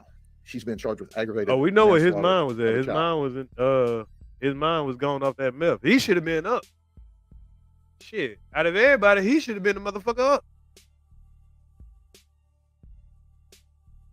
Now, interestingly enough, when the investigation began by our detectives, after the hospital tried life-saving maneuvers, which includes cooling the baby down, when we started our investigation at like 2:30, 3 o'clock in the afternoon, after the life-saving measures, after the body being cooled down, the baby still had a core temperature of 104.4 degrees.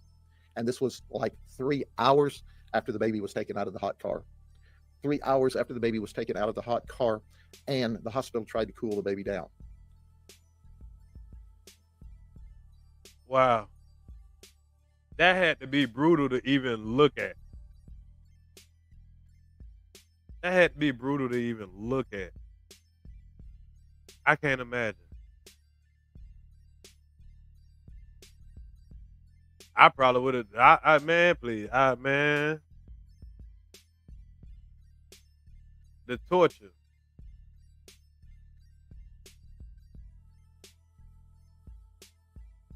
Wow.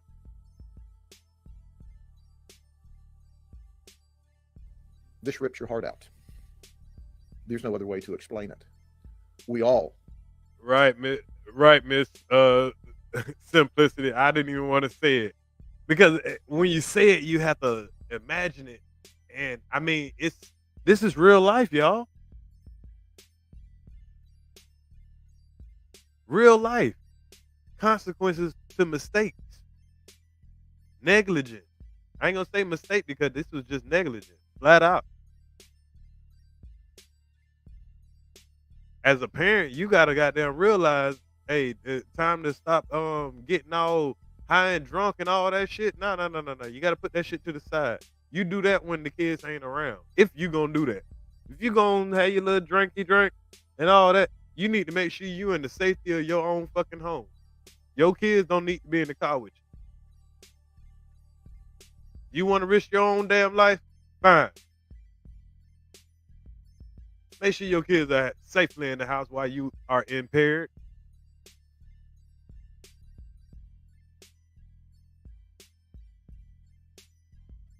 Damn, ain't nothing wrong with going to have the little 4th of July celebration. Take the kids home, then go back and get fucked up. Take the kids home, put them to bed. Shit. Then go back and get fucked up. Or you know what I'm saying?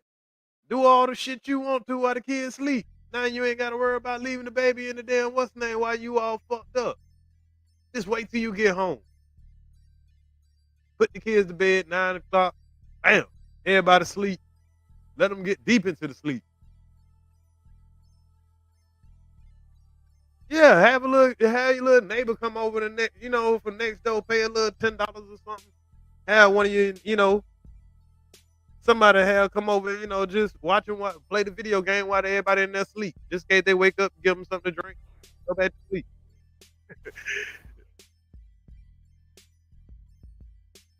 Crazy, boy. Have or had children or grandchildren, or both, obviously, or nieces or nephews that have been 18 months old, and we know how vibrant they are, how active they are, but how fragile they are. And this child, from 3 o'clock in the morning until she was discovered, was harnessed and could not get away from this. The investigation's ongoing. The child otherwise was healthy in that it was not deprived of food. The other children are not deprived of food. This is not an accident. This is pure negligence. And I suggest to you the core of the negligence is the abuse. No, I ain't see that this part. I'm glad you warned me. So if I see that title, I might still watch it. It's a learning purpose. I don't know. of drugs and the use of drugs, and who suffered, who died, the 18-month-old baby. So don't ever tell me that these drugs are low level and nonviolent, because they're at the core of why this child is dead today. No, it's not the drugs. It's the person that chose to take the drug. See, and I think that's what a lot of the confusion gets at. Shit. It's the person that the mental health of people that are taking this shit.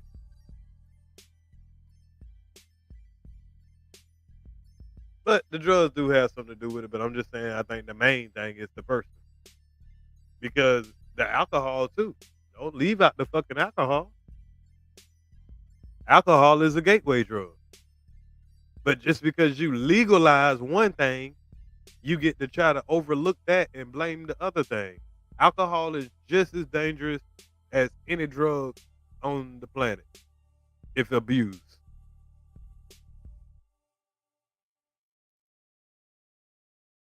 If abused. But being that Uncle Sam say, oh yeah, it's okay because we gonna make a lot of money off of it. So yeah, it's okay, but all that other shit that we can't really regulate that y'all motherfuckers can make in y'all backyard. Yeah, we ain't gonna do that. So I'm just saying, call it down the middle. Are there any questions?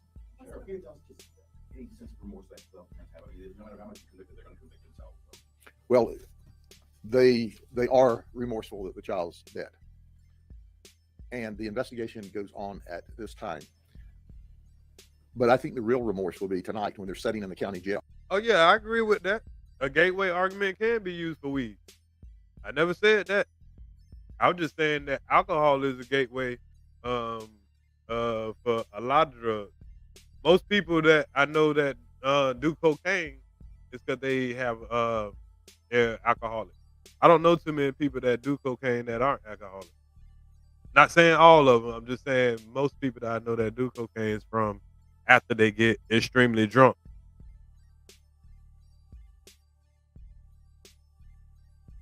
If meth isn't good for your brain, why take it? I don't know.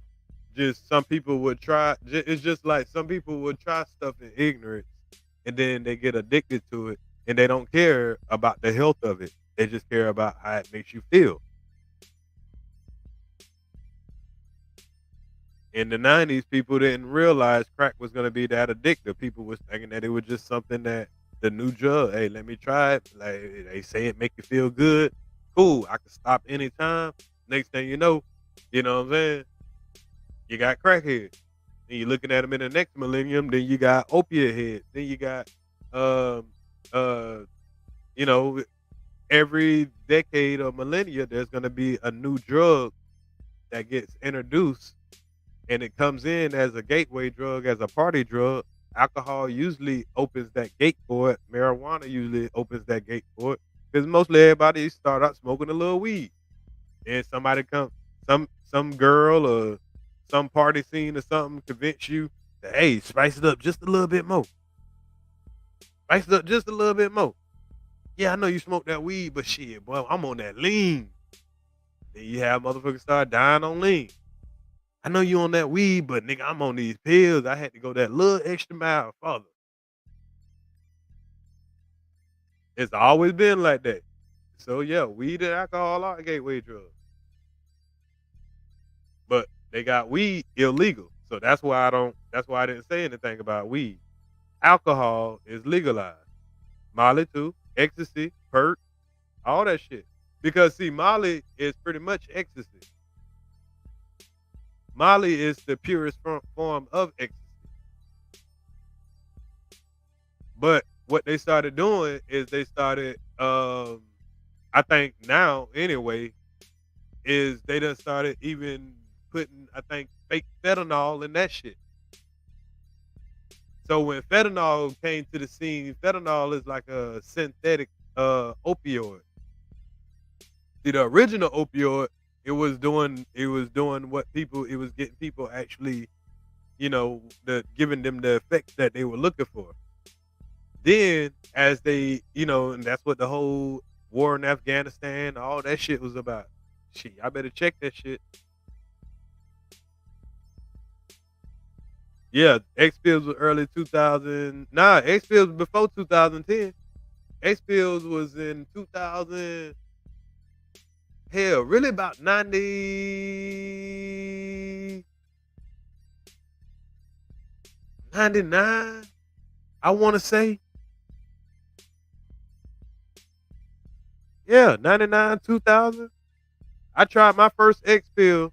I had never. I let a motherfucker, a chick up in Charlotte, North Carolina, convince me to take an X pill with her.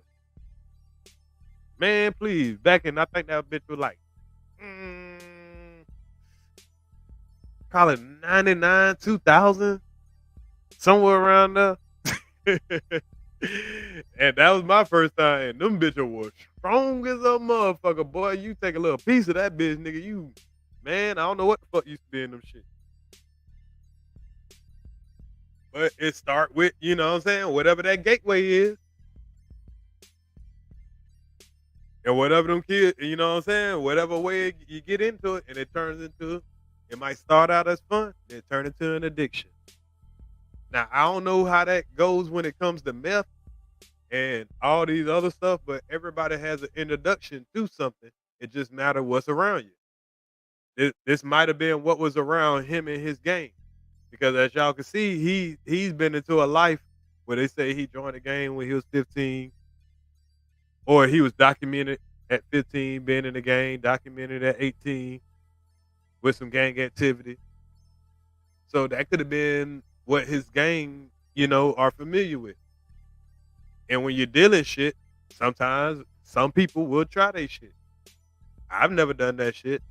Now, I smoke weed and sold weed, but I ain't going to be selling crack and smoking crack. But I've known some people who used to do that.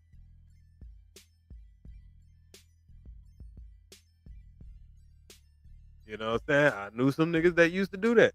I knew some niggas that used to take their crack and put it in their goddamn weed and shit and smoke that shit. I knew niggas used to put cocaine in their weed and shit. Call it boom.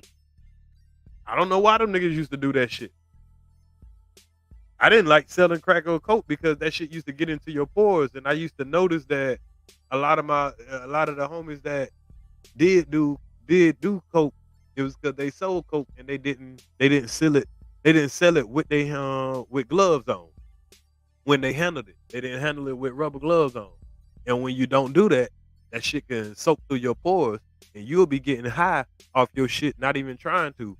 And then then all of a sudden you done tried the shit, not even thinking nothing of it, not even knowing that you was already addicted. I've always been an observatory person. You know what I'm saying? I was always a nigga that always just observed, and I'm like, I noticed patterns. So, yeah, I used to notice those patterns. The niggas that used to drink a lot, they'll try to coke. Or they sell coke a lot, drink a lot, then they'll all of a sudden start, you know what I'm saying, testing it.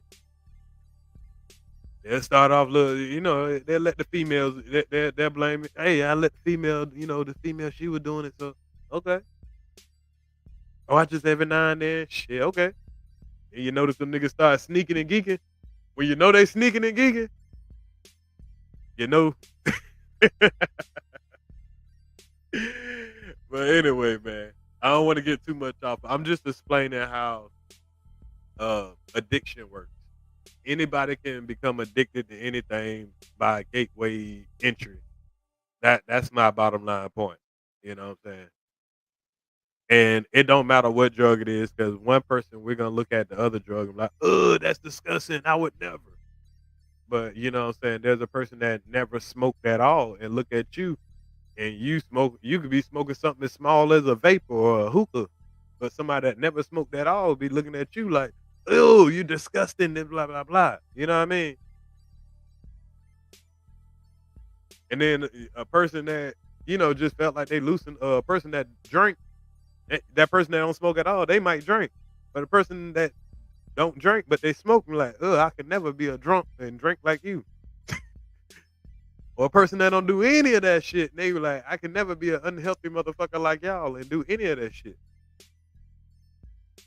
And a person that don't looking at the person that don't do shit, like motherfucker, you need to loosen the fuck up and do it and understand shit. You only live one life. So everybody's all gonna look at another motherfucker and judge. So I'm just saying, ain't no use of judging. Just get an understanding. And live your life. Bottom line.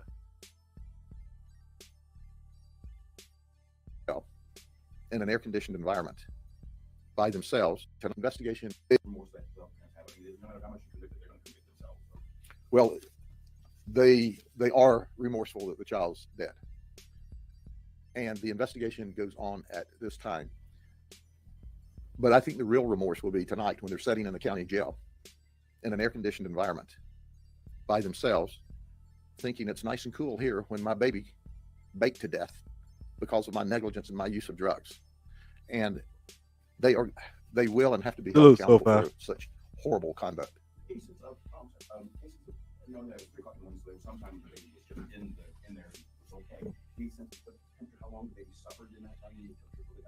Certainly the overnight temperatures are in the 70s, high 70s.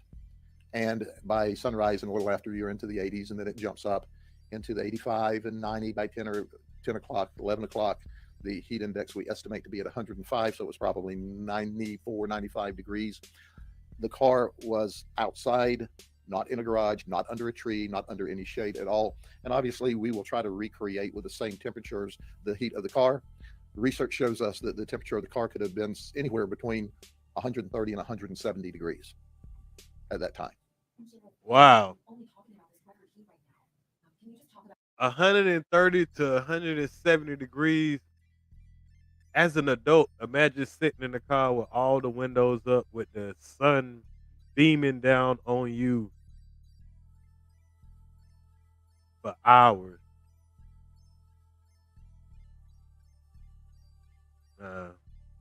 That was a baby. Innocent baby. At the mercy of a fucking idiot. Two idiots. About how dangerous it is, and just a warning for other parents right now to make sure that this doesn't happen again. Well, absolutely. There has been a record heat here. In fact, something that I don't normally do, I sent out all mails to my deputies who wear bulletproof vests, to say, hey, you have to start hydrated and you have to stay hydrated all day long. When it's 95, 96 degrees, the heat index is 105, 106, as we know that you all have reported. It is brutally hot for everyone under the best of circumstances. And then this child is shut in a car, obviously with no movement of air, with it becoming hotter and hotter and hotter as the morning went on. And you just can't, I mean, there aren't words to explain this. And Jasmine's still in bed asleep. She still in bed asleep, has no idea that her baby is in the shape it's in. The other children are with other relatives. DCF obviously has been notified and is doing a parallel investigation. They responded immediately. DCF works really, really close. Now, imagine the trauma of the other kids. Their parents getting taken away. They're going to hear this story down the line. Trust me. These two parents you ain't going to see these two no more. Even if you do see them again, they're going to be so traumatized. She might survive. I don't think he going to survive. I don't know. I don't even know what to say for him. If I made that kind of big ass mistake, if I did that to my child and, you know, I fucked up that bad and I let drugs fuck me up that bad, there's only two ways to go. And that's just, you know what I'm saying, pray and pray. I mean, I don't know whatever religion you doing or pray or meditate or whatever. I mean, it's not over for you. I wouldn't, you know, I've seen this happen, not in this fashion. Here, I'll share an anonymous story with y'all. Okay? I'm gonna share an anonymous story with y'all. I know y'all don't know this person or whatever, but It was a girl that I met through the foster care system, right? She had several children. She had 3 children. They lived with her. She had a boyfriend at the time, and he's deceased right now, so I ain't gotta, worry about him like, oh, he's saying something about my business. And this is a story though. This is a real life shit that I know personally, and it kind of similar to this, but you know what I'm saying, and y'all will see. So at the time, she was, and this is probably like 15 plus years ago. At the time, she was wilding out all in the X pills. Y'all know back in the day, about 2008, 9, 10, around that time. She's all on these X pills and all this shit, all in this, whatever. And she'll be driving around with her kids. I'm talking about whipping corners, fast. And one day, she's driving or whatever, whips a corner so damn fast, wilding out and shit. A child flew out the window, instantly broke his neck, fell into the ditch, died on her watch from her reckless drug addict behavior. Now, there's more to it. I think she ended up flipping or some shit. I don't want to get into details of the whole shit, but at the end of the day, the baby flew out the damn window and was pronounced dead on the spot. Her child, her baby. The other 2 were taken into, foster care system and all that stuff. She went to prison. Now, the reason I'm saying that is because the father, it was because they had some discombobulated shit too. Kind of probably how this family is. I believe his negligence led to her in some other ways, but that'll be too much into the story. And it'll identify people too much. So, but at the end of the day, this is a woman, and this is a good friend of mine. Because the reason I say she's a good friend, because I speak to her to this day. So she lost her baby. Had 2 more, just like these people, under a reckless drug entice act. They gave her, I think they gave her 11 years. At the time, no, I think they gave her like 12 or 13 years or something like that. I don't really remember. I thought they gave her 17, but then I don't know. I think she gave some of the time back. I don't know what happened, but she did do a lot of time in prison.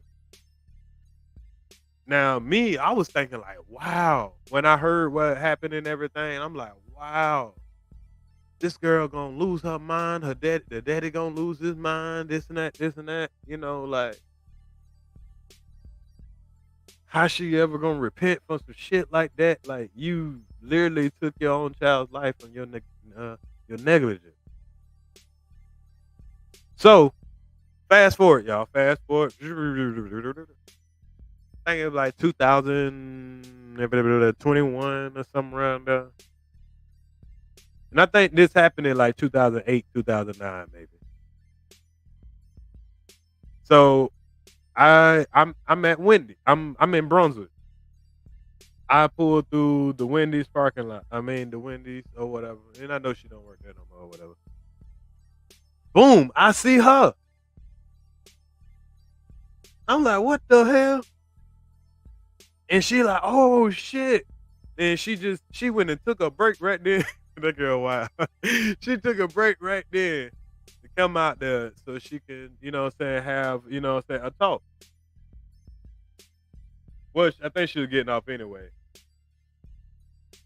So she comes out, and we have a conversation there, and I'm just finding out how, how this experience has been. She done been, I asked her about how long she had been locked up for 11 years.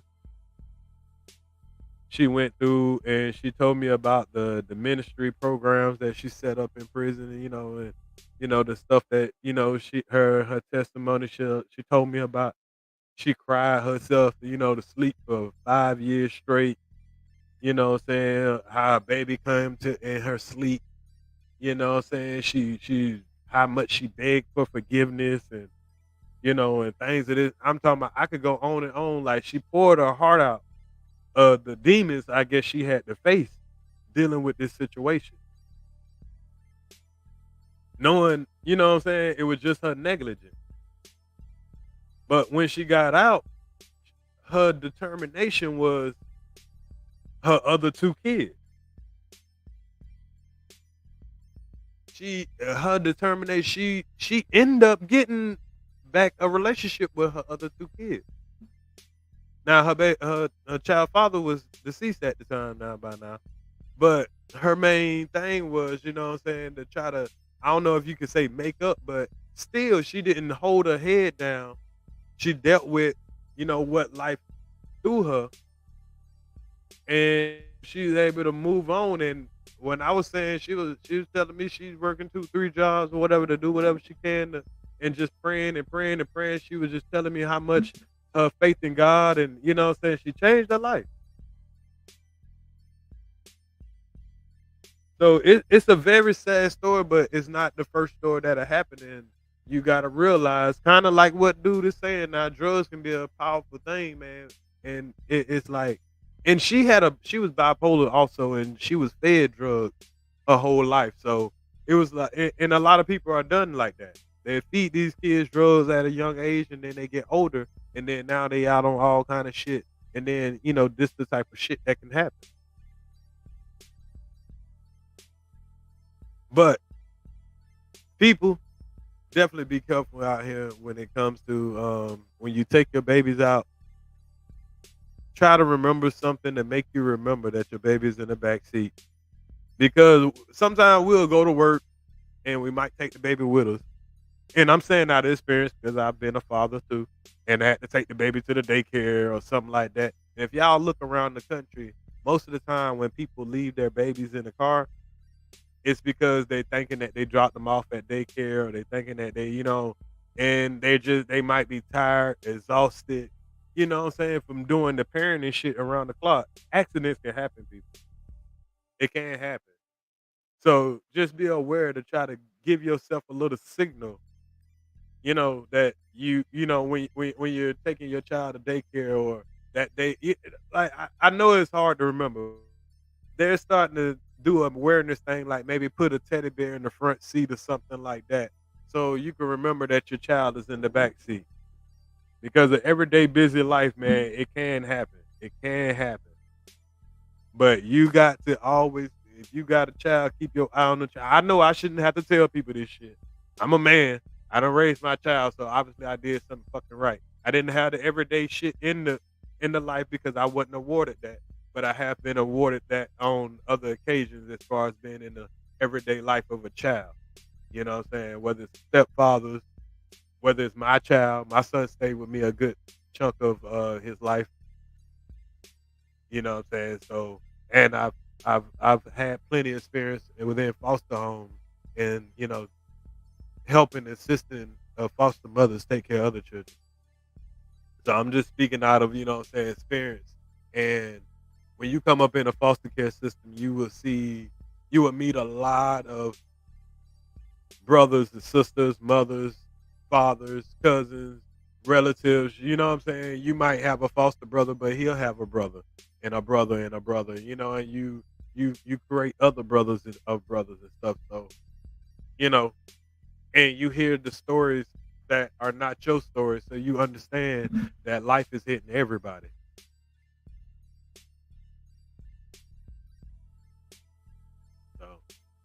But I hope this is a valuable lesson. We're going to end the live off with this. Oh, I was supposed to do the YNW Melly. I think we'll have some content for later on. I'll come back to YNW Melly. I think we've got enough today for, I ain't going to say today, but at least for this session. I hope y'all enjoyed the content. I believe we're caught up on likes, but if you haven't hit the like button, if you just came in, whatever, you got to go catch the replay. That's cool. Just if y'all catching this through replay, make sure y'all hit the like button.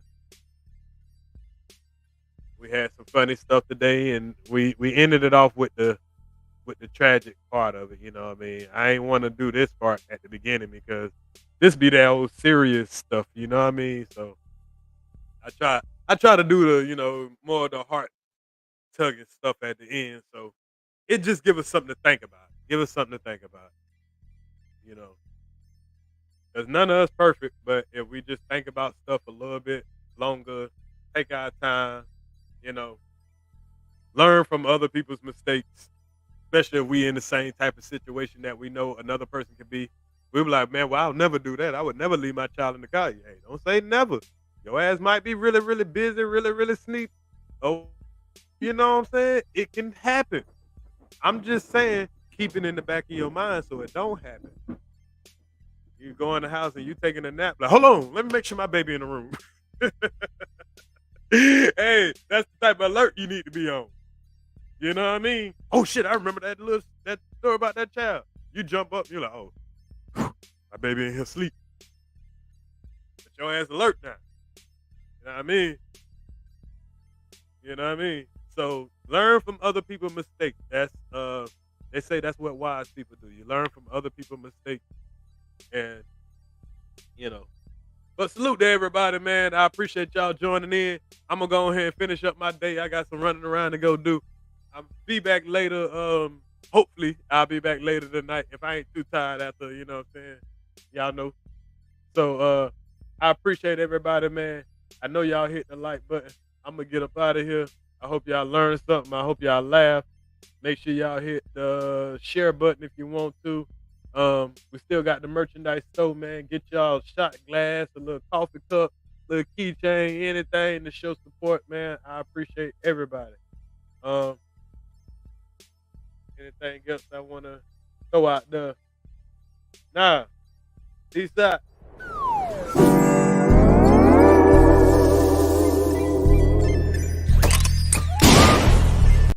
Always 10 toes down from the winter to the summer. Head coach of my team, I'm like a trap Tony Dungeon. My swag go ham, y'all swag so baloney. You looking for a fight, well bitch, I'm ready for a rumble. You don't want the niggas, I am not the one that I'm known to let them cave rip. Teach a nigga about that thunder. Hold up, little daddy, when you call me, you on my time. No need for discussion, I ain't rushing, let me serve mine. Already flying, like my whip done grew wings on it. Got that solid D like 3 NFL teams on me. Heater on me like the middle of December. Finna find a low number G grind all winter. I'm cooking dinners and I ain't talking about soul food. And get your man to holler, serve who, bitch, I don't know you. Street smart, you know I study these streets, but get real ignorant when I'm fucking over niggas' beats. We athletes fuck around and get rolled over. Miami Heat to push a front line like a bulldozer. Call me general, playing what you chillin'. My heart like an igloo. My game Gensu, I go and pull a Carmen Diaz. Some big shit, homeboy like an elephant ass. Yeah, and I'm the gas in your auto. And I don't need luck, you rub the wood on the palo. You think if I compete and make it hard for you to swallow my amigo like a pasta, you can get it when you're out. Your lady up and yada by the way she bust it open. Got me feeling like the man. I leave that pussy smoke. A nigga coasting, pockets on cruise control. And GA 95 with a load of blow.